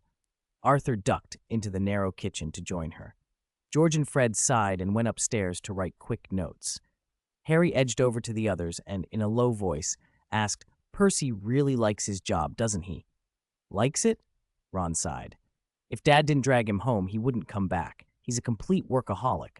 Whatever you do, don't get him started on his superiors. He dropped his voice and copied Percy's prim manner. Mr. Crouch believes. I told Mr. Crouch this. Mr. Crouch thinks this. Mr. Crouch told me. We must pay attention to international affairs. Ron spread his hands. You'll hear that kind of thing 800 times a day. Laughter broke out. The familiar teasing made them feel like they'd been back in the Gryffindor common room after weeks apart. The awkwardness of a new place melted away. Ginny slid past Hermione to stand in front of Harry, bubbling with questions. Harry, how was your summer? Is it true the Dursleys only fed you grapefruit? Did you get the food and things we sent? I did, Harry smiled. I got your card and the cakes. Thanks to those cakes, I probably wouldn't have eaten properly at all. Ginny went pink and giggled behind her hand, which left Harry slightly bemused. He wanted to ask Loren more about Voldemort, but Arthur poked his head round the kitchen door. There's no room in here for 12 of us. We'll have to eat in the garden. Ginny, go tell George and Fred to bring the tables and chairs down. Children, can you take these plates and cutlery out? Inside, Molly ran the kitchen like an orchestra conductor. A light tap of her wand set the potatoes spinning in the sink so that their skins peeled off neatly. Another tap sent the peelings hopping straight into the dustpan. Knives danced across a chopping board, a wooden spoon stirred eggs in a bowl by itself, and steaks turned in a marinating basin as if waltzing. Ingredients and seasonings followed her directions like ballet dancers, leaping jubilantly into a large brass stew pot. Arthur leaned against the doorframe with a spatula and chuckled. Hey, children, move it! At 6 o'clock, Bill and Charlie apparated in carrying more ingredients for the next day. It was Harry's first time meeting Bill, who looked like a rock star, long braided hair, earrings, dragon-hide boots, and Harry kept sneaking glances, half embarrassed by his obvious staring. Charlie, who studied dragons in Romania, was a rough but gentle man. He seemed to wear a patchwork of the family in his features. Freckles like Ron's, a broad, friendly face, sturdy build, the sleeves of his tight across strong arms scarred by burns. How are you, Harry? Loren? Hermione? Charlie grinned. You should come to Romania to see Norbert. He's a big boy now. After handshakes, Charlie set about his business. Mysterious, Ron muttered, tilting his head. He wouldn't come back for the Quidditch World Cup because he couldn't bear to leave the dragons, so why's he back now? Maybe Mum shouted at him. Loren thought of the dragons from the Triwizard Tournament and laughed. Was he coming home or on business? At 6:30, Percy came back too, clutching a stack of papers. He offered a quick formal greeting to Loren, Hermione, and Harry, then hurried upstairs and shut himself in his room. By 7, the 2 garden tables sagged under Mrs. Weasley's feast. The 9 Weasleys, with Loren, Hermione, and Harry, sat down under the deep blue summer sky. The food wasn't fancy, but it was plentiful and comforting. Loren ate with gusto. Harry, who'd been surviving on snacks, cakes, and grapefruit for a month, almost devoured the chicken, ham pies, boiled potatoes, and salad, too busy eating to talk. Ginny kept topping up his mushroom soup to make sure he didn't choke. Molly watched them with a pleased smile, and even her scolding of Bill and the twins softened. Bill took his mother's disapproval in good humor. Molly had very firm views on his earring and hair. Percy's face stayed distant, as though his thoughts were back at the ministry. George and Fred eyed Percy like it was their favorite joke, then dragged Charlie aside to whisper something that set them into mischievous giggles. Hermione set a deboned chicken wing on Loren's plate, wiped her hands, and asked, curious, "Percy, what's work like at the ministry? Is it very tiring?" Percy, who had seemed miles away a moment before, sat up straighter. He'd only gone to the ministry to get experience, but he wanted to rise through the ranks. He fixed a prim expression and cleared his throat. Ahem. Whether work at the ministry is tiring depends on the person. Some ambitious, capable people always take on more work, very beneficial for experience and future promotion. Loren swallowed a chicken wing, glanced at Percy, then at Mr. Weasley, and after a moment asked, "If some people do more, does that mean some do less?" Percy nodded with grave indignation. Exactly. There are also people who squander any spare time on meaningless things, only wanting to finish the bare minimum. Mr. Crouch says those people will never get promoted. Arthur lifted his head from his plate and squinted at his son. He suspected a personal dig, though he couldn't quite place it. Hermione looked at Percy with a small frown and asked, "May I ask what sort of things you actually do?" "Oh, lately, it's been dealing with matters coming out of the International Confederation of Wizards, especially the anti-werewolf legislation. Many at the ministry want it repealed, but Senior Undersecretary Umbridge insists otherwise." "Why does that involve you?" Ron asked. Percy's tone softened. "I'm responsible for conveying and exchanging opinions." "Oh, you're just a messenger," Ron added with surgical relish. "What do you mean, just a messenger?" Percy snapped, flushed. "I organize their views into written reports for ministry meetings, and Mr. Crouch has entrusted me with important tasks. We're examining cauldron thickness standards." The conversation drifted into talk of imports taxes, thin-bottomed cauldrons, and protecting wizarding rights, most of which the others didn't really follow. After dinner, they lingered in the garden, looked at the moon, and swapped stories. Bill told of greedy goblins at Gringotts. Charlie described dragons' amusing habits. Percy extolled the virtues of his work. Ginny clung to Hermione and whispered secrets, while Loren and Harry listened to Ron's Quidditch World Cup gossip. As night deepened, Molly kept calling them in to wash up. Eventually, those garden conversations faded into a pleasant tiredness. Molly had already made the beds. Upstairs, Ginny's room on the second floor would be shared by Hermione for the time being. The third floor had 2 rooms side by side. Bill and Charlie had taken what had originally been the twins' room, and Percy's room stayed put because he needed it for work. The 4th floor was piled high with odds and ends and suitcases. Arthur and Molly's bedroom was next door. Further up was Ron's room, a tiny space on the top landing right under the ghoul in the attic. Harry pushed open the door and stood in the doorway, nodding as if he owned the place. "It isn't much different since I was last here," he said properly. Before he could finish, Ron shoved him inside and tripped him onto the bed. Loren got a clear look at the family bedroom, the sloping walls plastered with orange and yellow Chudley Cannons posters, the black sea and the speeding cannonball everywhere. On the small windowsill, a fish tank held frog spawn. 5 beds filled the not very spacious room, 2 on the left with a bit of room between them, and 3 jammed together on the right like a communal sleeping area. Anyone on the inner beds would have to step over their sleeping brothers. Ron, slightly embarrassed, scratched his cheek and explained. Bill and Charlie took George and Fred's room. Mum told George and Fred to clear the 4th floor room, but they refused, so they just squeeze in with us. Harry flopped happily onto the bed. Compared to the cupboard under the stairs he'd had before, this was paradise. Loren patted his shoulder, stretched out, and sat on the bed's edge. "This is already very good," he said. "I used to sleep in a little mountain cabin. If you rolled over at night, you could fall into a pile of dried hay." "You can't blame us for that." George leaped onto the innermost bed and flopped down. "It's all Bill and Charlie's fault." Fred hopped in, stepping over the quilt, making Ron sigh.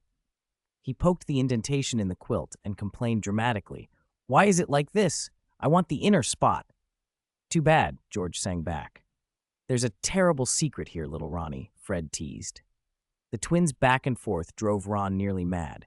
He grunted and shifted his Chudley Cannon's bed to the other side, staking his claim. Even after lights out, their bickering went on until Molly pulled up a window and shouted, at which point the room fell silent. The chaos of the whole family was impossible to ignore. Lying on the starched, slightly faded but neatly ironed sheets, Loren breathed in a faint scent of sap. He guessed Molly had tucked some insect-repelling herbs into the laundry while washing. The burrow might be ramshackle in places, but it wasn't shabby at all. The fresh scent of herbs on the beds made Loren feel completely at home.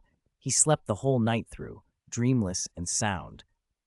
Early the next morning, as soon as it was light, a long series of rustles and clanks began in the room. Loren, sleeping between Harry and Ron, cracked an eye open and peered toward the noise. George and Fred's blankets were puffed up like tents, faint pale light leaking from the seams. Silhouettes moved inside and muffled sounds came from within. "Oh, George and Fred," he thought, then closed his eyes and chose to go back to sleep. When he opened them again, the twins' beds were empty and their blankets folded neatly at the head of the beds. Mrs. Weasley was knocking at the door, her voice coming through bright and brisk. "Wake up! Time for breakfast! Children!" Loren sat up and looked around. Harry was already awake, fumbling for his glasses. Ron's eyes were squeezed tight, his brows drawn together. He'd been roused by his mother, but was trying to cling to the last comfortable threads of sleep. "Got it, Mum, we're getting up," he called, eyes still shut and sounding perfectly awake, then burrowed back under his Chudley Cannon's blanket. Just as Loren hesitated whether to prod him, Harry, now with his glasses on, reached over, patted Ron's shoulder, stepped across him, and slid his feet into his slippers. "Mum always wakes us an extra half-hour early, so we can still doze a bit," he said. Loren shook his head and got up to go downstairs to wash. Molly bustled around the narrow kitchen. If a Muggle housewife had to feed such a large family, she'd likely be up at 5 in the morning. Fortunately, Mrs. Weasley was a witch. Except for Ron, everyone in the Weasley house was already up. All 9 hands on the grandfather clock pointed to home. Everyone else was in pajamas, apart from Arthur and Percy, who had to be off to the ministry after breakfast. Hermione sat in the sitting room, while Ginny stood behind her, trying to tame Hermione's unruly curls. The comb would go in a little, and then snag. Ginny didn't dare pull hard, so she kept starting over. After several tries, her face went red with frustration. Loren crossed the room. "Let me do it." Ginny's flushed face froze in surprise. Loren took the comb and ran his fingers through Hermione's tangled mass, gently scratching her scalp. It was warm and soft. The little itch of hair roots against his fingertips made Hermione realize someone else had taken over. She didn't turn, only sighed.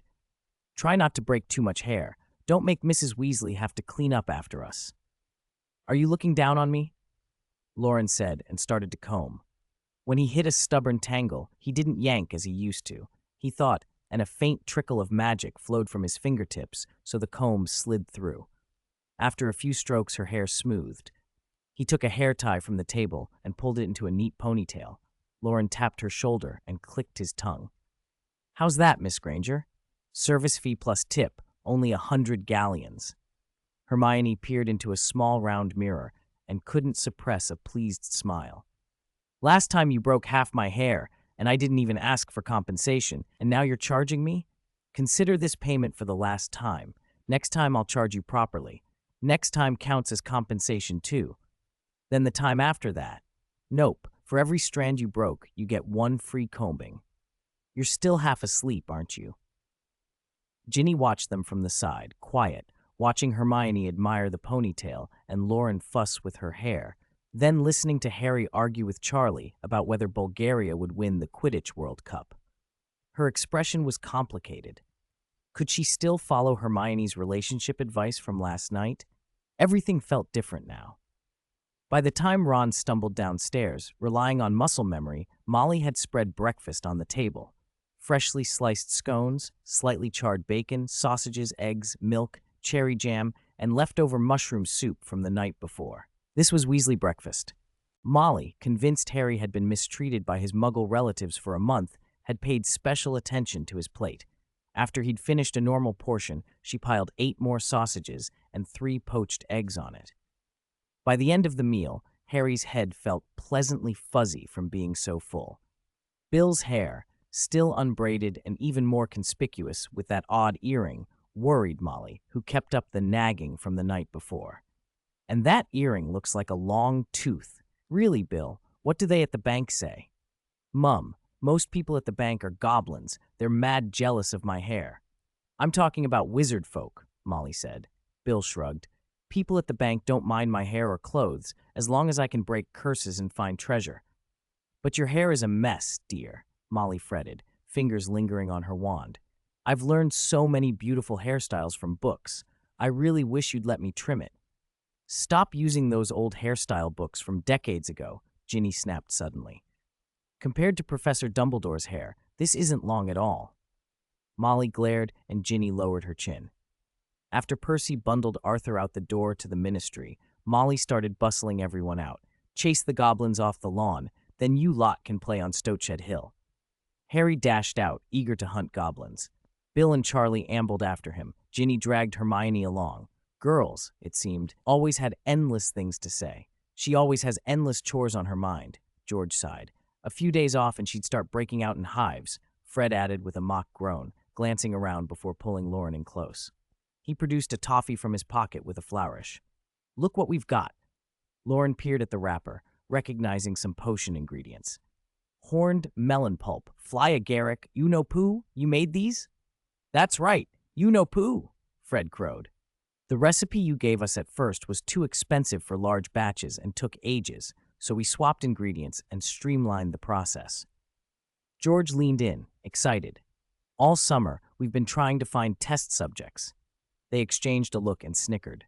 Loren's ears picked up one word. Orders?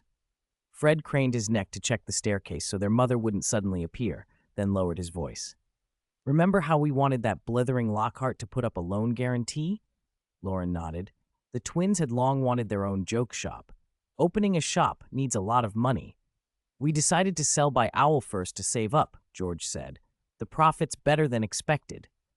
If we do well betting on the Quidditch World Cup, we can open the shop after graduation. They laid out their plans like proud heralds. Loren had the gist. So the clanking under your blankets is you filling orders? Fred's grin faltered. Yeah, we don't dare let Mum find out, so we do it at night. We've hidden the finished goods everywhere, George added.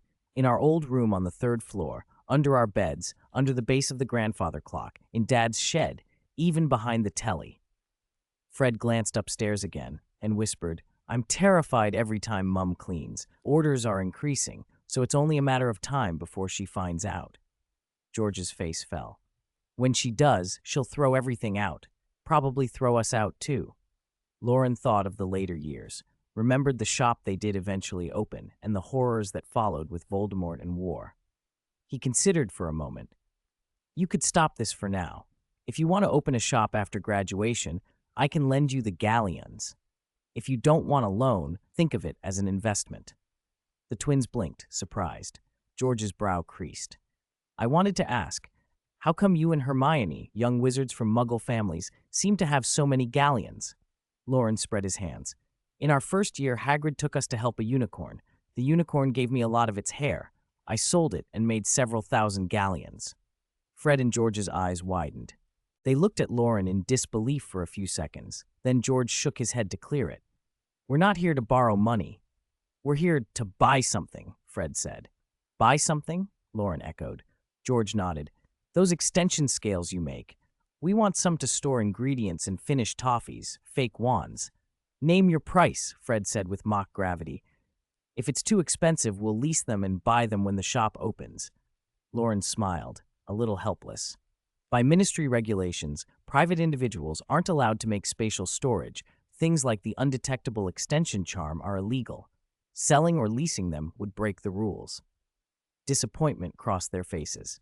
They hadn't expected that legal snag, but neither brother showed blame, just the sort of stubborn, brave grin the twins always wore. No worries, Loren, Fred said lightly. Then a grin spread.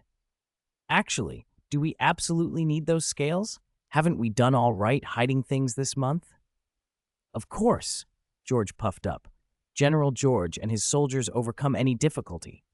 Loren produced a small bag from his pendant and took out a set of practice storage scales he hadn't given away yet. He handed them over. George glanced at the staircase, then, as if afraid his joy would be taken away, hugged the scales to his chest and burst into an uncontainable grin. Fred looked equally delighted, eyes bright. Although Loren wasn't one for strict rules, he respected the ministry's ban and wouldn't sell or lease these items. I won't break the law. I won't sell or lease. This is an exchange. George nodded solemnly. Even if you want Fred's first kiss, I'll give it. Fred laughed and shoved him. How about your first kiss? Mine's already gone. When did that happen? Who? You went behind my back. George's voice dropped into mock outrage. Stop. Fred shoved him aside and turned to Loren. What do you want to exchange? Say it. George will give you his first kiss. Keep it, Loren said, cringing. I want a sample pack of your joke products. They sound very interesting. They laughed, flung their arms around him, and half pushed him toward the yard. Weasley's Wizard Wheez's first deluxe gift package, they crowed. It'll be delivered tonight. Outside, the sun had risen and cast a shallow gold across the burrow, making the patchwork house look almost picturesque rather than ramshackle. The crooked chimney bore the hand-painted sign, Percy the Great. Crookshanks, ginger and bow-legged, ran through the yard, tail held high, chasing something muddy and squirming that looked like a small, leggy potato, a goblin no more than 10 inches tall, its tiny hard feet scurrying. Hanch, Hedwig, Hermes, and Errol lazed on the chimney, while only the young Zhu Qiongwei fluttered about, busy and excitable. 418, Night at the Burrow. Compared with the neat gardens Loren had seen elsewhere, the burrow's yard had a wild kind of beauty. It was large and overgrown, a tangle of weeds and untamed flower beds, so unkempt that if it weren't ringed by a low earthen wall, it might have passed for the surrounding hedgerow. Gnarled trees grew at the wall's base, and ornamental, insect-repellent plants fanned themselves out of every bed, probably never having been pruned. In the middle of the garden was a pond smeared with a mat of green, filmy roots. Frogs lounged on the stones and watched, unafraid. Loren and Hermione lay on the grass, watching Harry and Ron round up the gnomes, little creatures that looked like potatoes with arms and legs. Their skin was rough, their limbs sturdy, and they could even make noises that almost sounded like words. When caught, they kicked and cursed, furious. But when Harry grabbed their ankles and swung them in a wide arc, they went dizzy and started begging for mercy. Harry would loosen his grip, and the gnome would fly 20 or 30 feet, tumbling and dazed as it landed. They dig tunnels under the house, Harry said, clapping his hands like it was nothing. If you don't clear them out, the burrow will collapse sooner or later. It won't really hurt them. But you have to spin them dizzy, otherwise they'll bite your thumb and won't let go. That's not fair. Ron squinted toward where one of the gnomes had landed. Bet Ginny can chuck that one over that tree stump every time. Ginny said nothing. Her brothers were hopeless. But when George and Fred turned the whole thing into a competition and Harry dragged her to the far side of the garden to hunt for gnome holes Ron hadn't even known about, Ginny found she rather liked being good at it. Charlie and Bill were past delighting in the gnomes. Their movements were slower, more amused, and they took the chance to tell Loren some local gossip. Ottery St. Catchpole, Bill said, was a village where muggles and wizards lived cheek by jowl. It was ringed by hills and thick suburban woods that kept the moisture in, so it was cool even in midsummer, and everyone prized the rare stretch of bright sunshine. The burrow sat tucked onto a small rise and half hidden in trees. Muggle-repelling charms along the lane meant most muggles never knew a house stood there. A few older villagers knew about a red-haired family living south of the village. Nearby lived not only the Weasleys, but the Diggorys, the Lovegoods, and the Fawcett's too. So the old folk and the children's stories were full of strange, marvelous things. From the burrow, you could see Stoatshed Hill, where the Lovegoods, Luna's family, lived. Oh my goodness! Molly's surprised, furious cry came from somewhere on the 4th floor, and a window was pushed open with a bang. She leaned out, clutching a packet of toffees, and shouted, "George, Fred, what on earth are these things?" George and Fred, who were still chasing gnomes in the garden, stopped, exchanged a look, and went toward the house, bracing themselves. Everyone knew what that tone meant. The Weasley twins being scolded during summer was almost as much a certainty as the sun rising. Hermione, a first-time guest at the Burrow, looked around in confusion. "It's nothing serious," Charlie said without looking up, fingering a scar on Crookshanks's cheek. "Probably just another one of their prank items Mum found. She'll calm down by lunchtime." Bill nodded. Hermione still looked bewildered. Loren did what he could to be encouraging. He tilted his head toward the fourth-floor window and silently wished them luck. An hour later, the remaining gnomes seemed to decide the world was against them. Shrugging their small shoulders, they lined up and shoved themselves through the holes beneath the wall, disappearing behind the hedge at the end of the field. Ron said they'd be back. It was always like this. Weasley's wizard wheezes?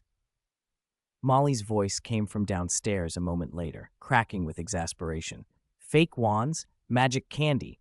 What is all this? Tell me, what is this? No wonder your room keeps exploding.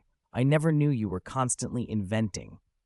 She was redder than her hair with anger by the time she reached the table, where an alarming pile of odd things lay. Wands of strange shapes, brightly packaged sweets, wooden boxes with painted clown faces. At the same moment, the ghoul in the attic started up again, banging the pipes. A metallic clanging filled the house. Molly closed her eyes and let out an exasperated sigh. "Go up and quiet that ghoul," she yelled, "and then throw out every one of these things. Destroy them all." Defeated, George and Fred trudged through the crowded hall and clambered up the wobbly stairs. Molly slapped an order form down on the table and went into the kitchen, muttering as she pulled out pots and lit the stove. The sound of clanging pipes died away as the twins bound the ghoul, and Mrs. Weasley's muttering grew more audible in both frequency and venom.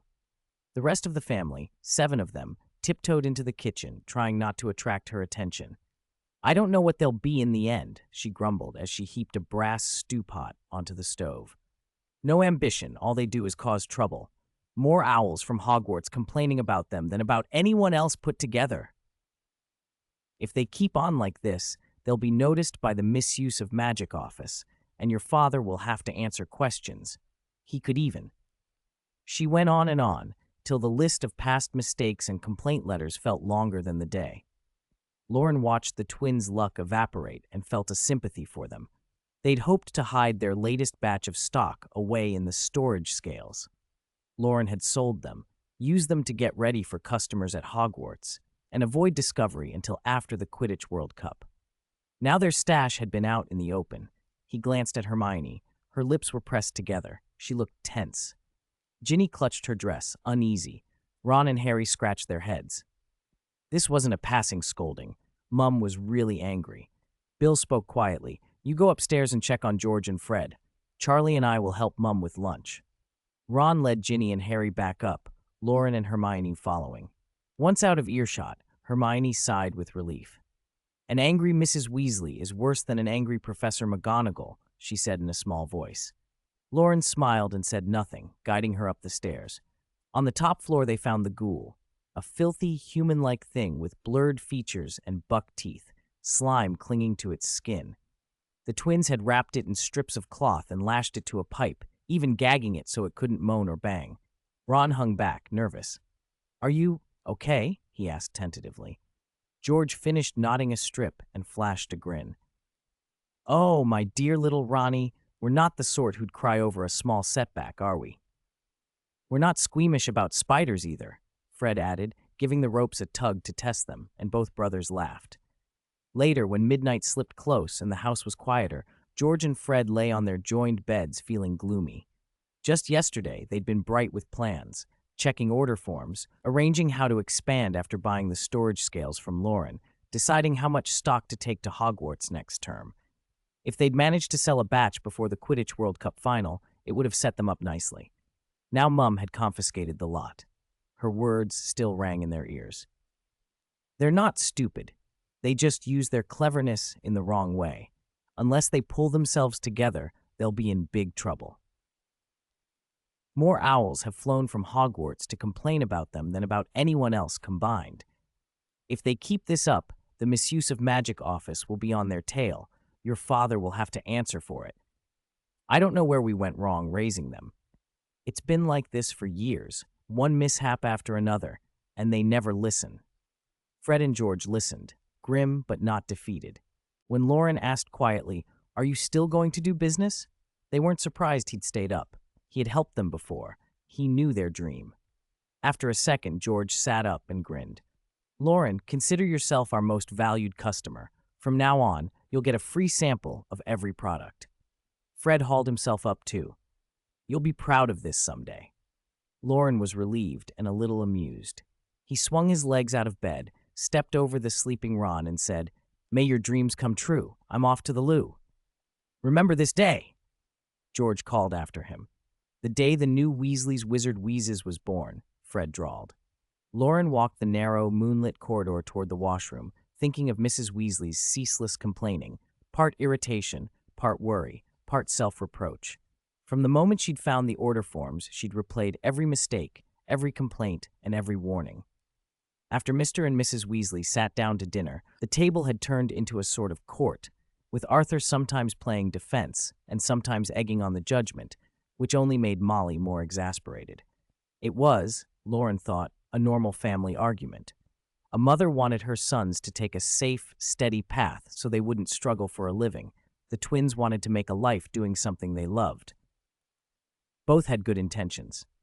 Hermione, he knew, was more unnerved by the intensity of the scene than anyone. He planned to soothe her in the morning. He stepped out of the washroom when a faint light flickered along the staircase and he heard a rustling below. Loren paused, put his foot down softly, and moved closer to listen.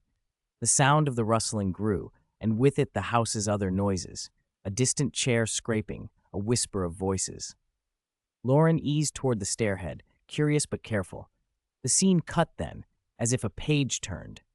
Little Hangleton lay between two steep mountains. Like many old villages, most of its young people had left for cities, leaving the older folk to sit in the pub and swap old stories. One tale that never died was the mystery of the Riddle family, who had died in a single night 50 years before. The villagers had eyed Frank Bryce, the Riddle's gardener, a war veteran with a stiff leg who kept to himself and had a key to the house, as the likeliest culprit. There'd been no sign of forced entry, no broken windows. It seemed someone had simply let themselves in while everyone slept. But the coroner's report cleared Frank. The doctors could find no cause of death, no poison, no wounds, no strangling. The bodies were otherwise healthy, the faces frozen in the same expression of terror, as though each had died of fright at the same instant. There was no evidence of murder, and Frank was not punished. The house stood empty and grew derelict. Frank still went to keep it from total ruin, the old man's stiff leg carrying him up the long path. On this particular day, Frank, nearly 77, came once more to the Riddle house with his rusty key. When he turned it in the lock and pushed the door open, he heard the strangest thing, voices coming from inside the long, empty house. On the landing of the Burrows staircase in Ottery St. Catchpole, a dying white bulb and the warm orange glow of a wand swayed back and forth, catching the short, stout figure and the tall, thin one in turn. Arthur stood there with a battered flashlight, its casing removed, and a wand lit with lumos, watching helplessly as his wife turned the storeroom inside out. Molly dragged out old cabinets, opened drawers and little boxes of the children's toys, and rifled through tins and trunks with determined hands. Ever since Arthur had come home from work, Molly had been fretting about Fred and George. Even in bed, she'd been unable to rest. She dragged him up in the middle of the night to search the house for any hidden contraband.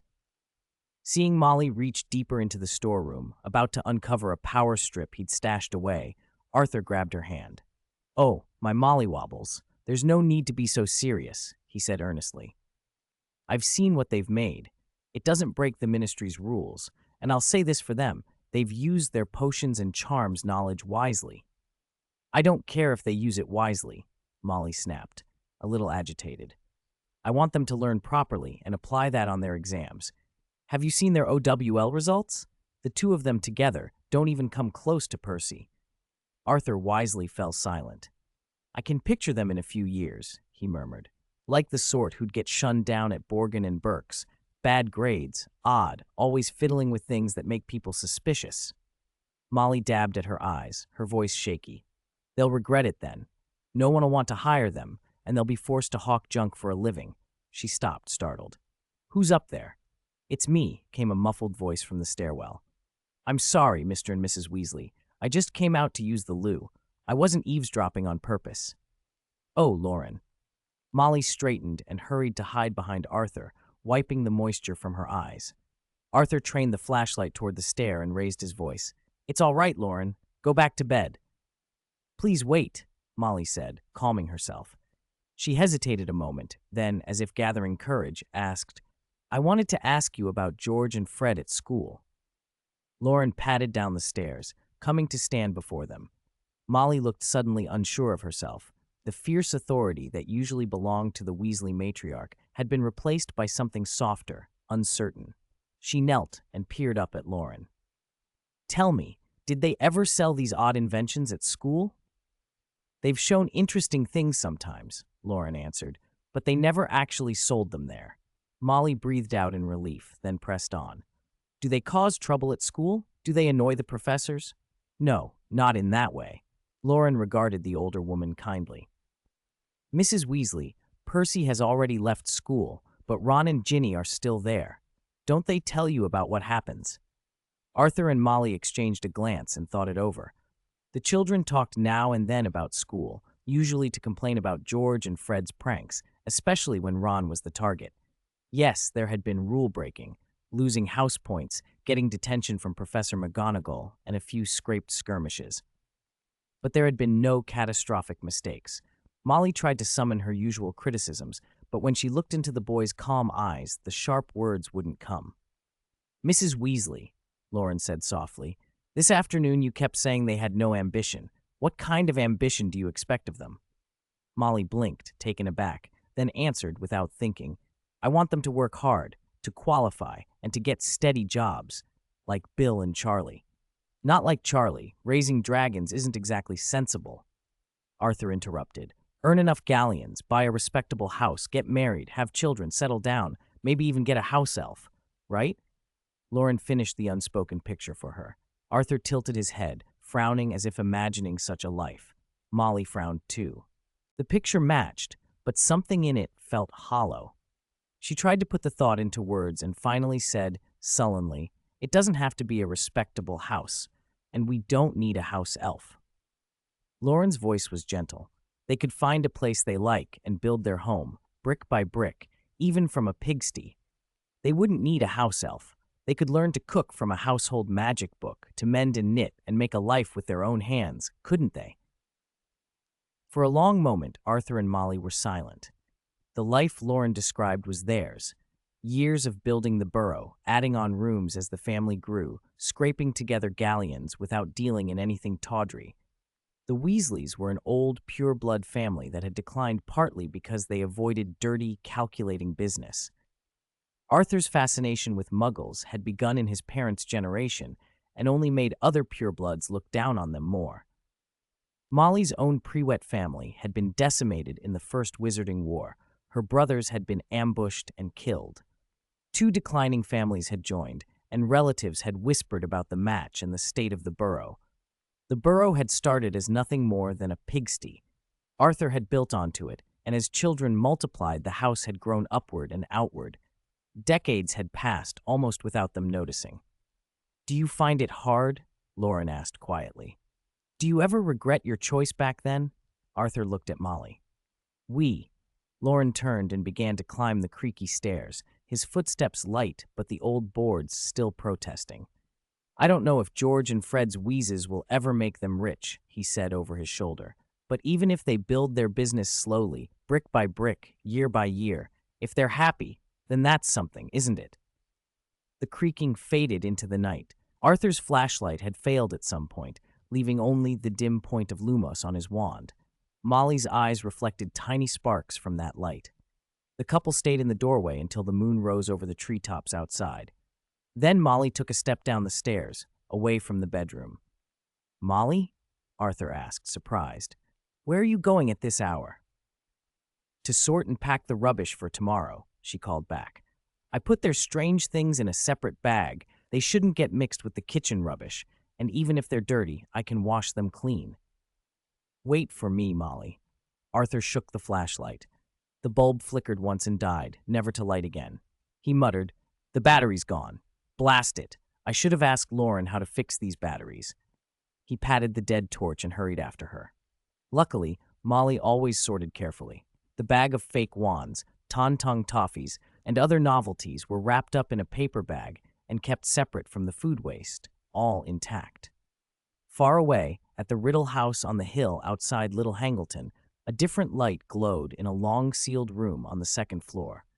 A thin firelight slipped from a slightly ajar door, throwing an orange shadow across dust-choked floorboards. Frank Bryce, the old gardener who had worked the manor for decades, peered through the crack. In the gloom, he made out furniture covered with white sheets, a wooden stair thick with dust, and ivy snaking in at the corner like cold, damp fingers. The air smelled of mildew and rot. From inside the room, a cold, hoarse voice rasped, We must fetch the Dementors soon. Without a suitable body, this has drained me. Frank set down his cane and shifted his stiff legs, moving as quietly as his old joints would allow. He leaned against the door and peered through. Beside a chair stood a disheveled woman, her posture obsequious and her face solemn. But, Master, there are better choices. You could be restored at any time, she said. If we use another wizard, male or female, things could be done quickly. I, or Fenrir Greyback's people, could bring a suitable candidate in half a day. Of course I could use another, the voice from the chair murmured. You do not understand, Bellatrix. That boy's magic is peculiar. I have my reasons for using him. I have waited 13 years. A few more months matter little. Then, Master, may I speak? The woman, Bellatrix, asked with false humility. Hogwarts is about to start. The boy will soon return to the castle under the protection of the Ministry and of Dumbledore. Do not worry. The voice softened, almost indulgent. Right now, the important thing is to find a suitable body for me, and we have a guest. Bellatrix turned toward the door and smiled, a reptilian grin. Frank felt his heart pound in his chest. All he wanted was to go back to his bed and the hot water bottle that kept him company on cold nights, but his legs betrayed him. He limped and stumbled into the room. You heard everything, Muggle? The voice said, amused. What did you call me? Muggle, Bellatrix snapped. It means you are not a wizard. I don't know what you mean by wizard, Frank said, keeping his voice steady as a retired soldier can. My wife knows I came here, and if I don't... You don't have a wife, the cold voice replied, unhurried. No one knows you came here. Muggle, do not lie to Lord Voldemort. He knows everything. He knows everything. A green light flashed. Frank Bryce collapsed. He was dead before he hit the floor, his face twisted with horror, just as the riddles had been decades ago. Hundreds of miles away, Harry Potter bolted awake from a dream. The lightning scar on his forehead seared as if branded with a hot wire. He sat up, breathing hard, groped for his glasses, and put them on. Around him, the dormitory came into focus. Loren's and the twins' beds were empty. Only Ron still snored softly. Harry swung his legs out of bed and padded downstairs. In the sitting room, Loren was untangling Hermione's hair, while Arthur and Percy sat together, reading the day's Daily Prophet, Percy occasionally offering a dry comment about international affairs. On the dining table, the bag of Weasley's wizard wheezes lay where it had been left. George and Fred stood before Mrs. Weasley with bowed heads. Though now taller than their mother, they managed somehow to look smaller and younger in her presence. I can give these things back to you, and you can go on with your business, Mrs. Weasley said, hands on hips as she looked up at them with effort. Their faces lit up at once.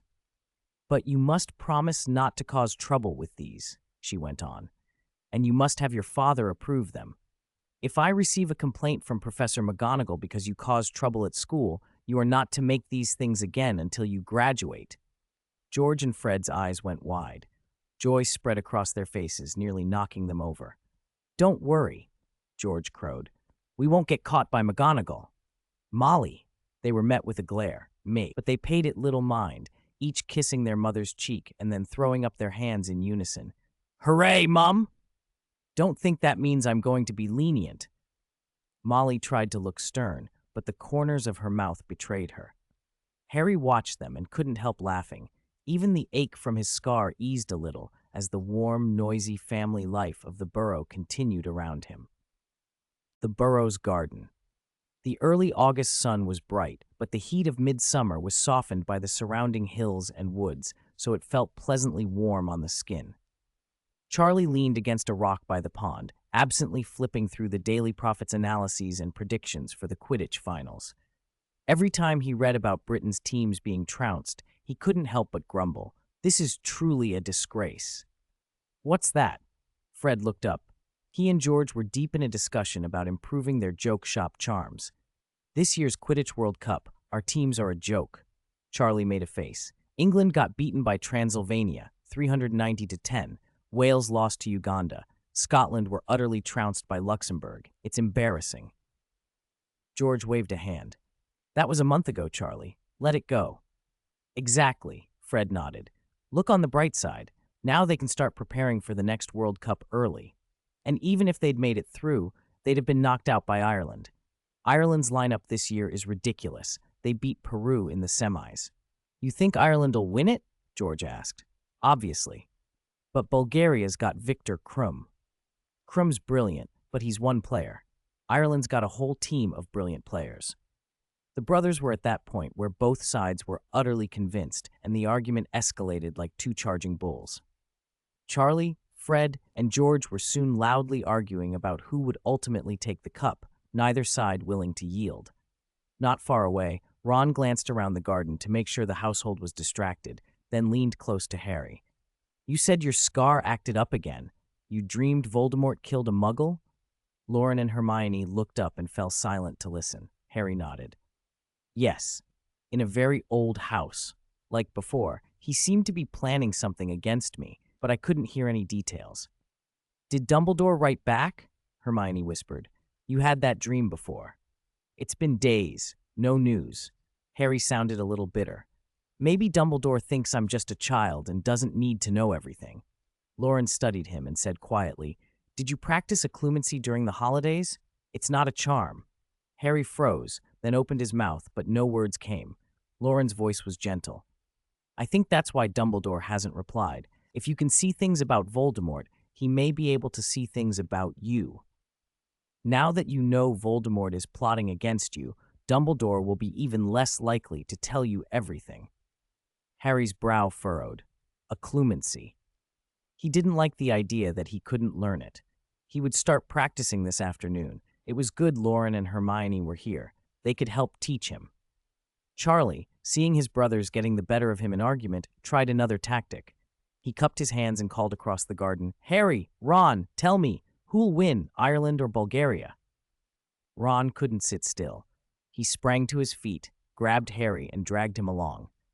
Bulgaria, of course. Harry had been thinking about practicing occlumency. Tomorrow, he told himself. But the pull of Weasley mischief won. They headed for the paddock on the hill. The paddock, near Stoteshed Hill and ringed by trees, was private enough that the village couldn't see them. They weren't going to use real Quidditch balls. Anything sent over the tree line would be awkward to explain. Ron's old shooting star broom was embarrassingly slow. It would have been outpaced by a roadside butterfly, so he borrowed Harry's Nimbus 2000. After breakfast, Percy and Arthur had already gone off to work together. Harry, Ron, Charlie, George, and Fred exchanged grins as they carried brooms up the hill. Bill stayed behind to help Molly sort out furniture from the junk room. Some things were older than Percy, and only Bill knew what they were. Hermione and Ginny stayed upstairs, and nobody could guess what they were up to. In the girls' room, a small copper cauldron sat on a charm-heated flame. A block of magical goblin silver lay in the cauldron, and under Hermione's careful flame charm, the metal slowly reddened and softened until its edges lost shape. Hermione constantly adjusted the flame charm's power to keep the silver molten but not completely liquid. She dipped a fine brush into the viscous silver and drew tiny runes on a goblin-made coin. The silver solidified within 3 to 5 seconds, sealing the symbol in place. It was painstaking work. Keeping concentration, maintaining the charm, and dealing with the heat had left Hermione's forehead dotted with sweat after the first symbol. Is this what you learn in Ancient Runes elective? Ginny asked, having watched for so long that the world around her felt blurry.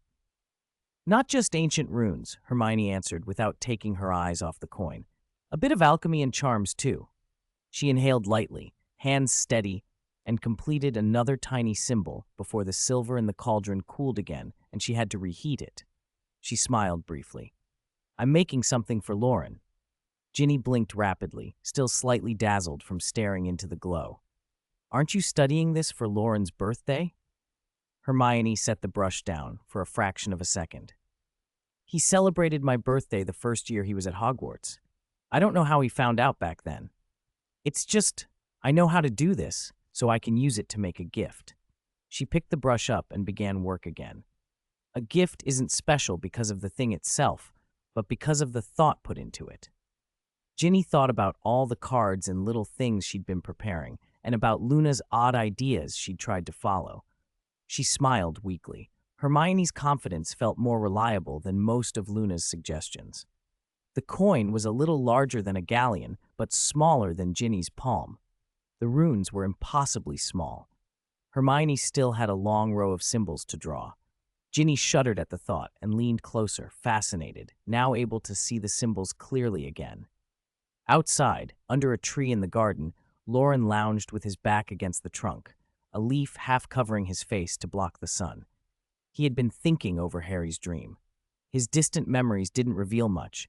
He hadn't foreseen a Dementor in New York, or how Voldemort would come close to resurrecting without Wormtail. Charlie had come down to the Burrow, ostensibly to watch the Quidditch World Cup, but Loren knew Charlie still had his dragons to keep him busy. The Triwizard Tournament was looming, and with it the danger that Voldemort's resurrection might get closer. Even if Loren couldn't foresee everything, a hint might be enough to throw Voldemort's plans off, especially plans that involved using Harry's blood. But Loren had doubts. If Voldemort's resurrection could be disrupted, could that also change the odd bond between Voldemort and Harry and make it impossible to finish the job later? He'd hand what he knew to Dumbledore and let Dumbledore decide. Dumbledore cared. If Dumbledore didn't worry, who would? Satisfied for the moment that he should leave the heavy thinking to Dumbledore, Loren adjusted the leaf over his face and let his mind drift toward a short nap.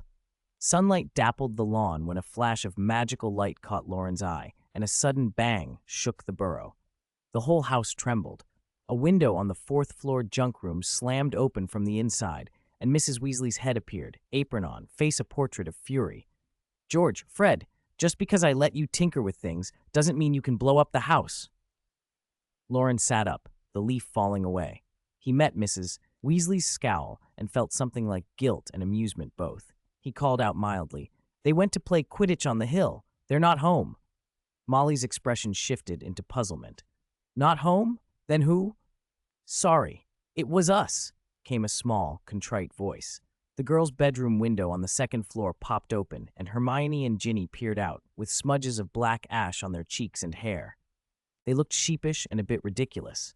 Molly blinked at the sight, briefly losing her words. "Oh, dears, what on earth are you doing?" "We're so sorry, Mrs. Weasley. It was my Ancient Runes homework." Hermione began, a rising blush under the soot. Molly stared. "Ancient Runes homework?" She hesitated, then softened. "If you don't feel confident doing it here, Arthur's shed is safer." "Got it, Mum," Ginny chirped, reaching to shut the window. "Wait," Loren called. "What kind of runes homework? Can I help?" "No, it's fine, really." Hermione hurried to shut the window, cheeks still streaked with ash. Loren watched the two girls disappear, then scratched his head and settled back against the tree, bemused.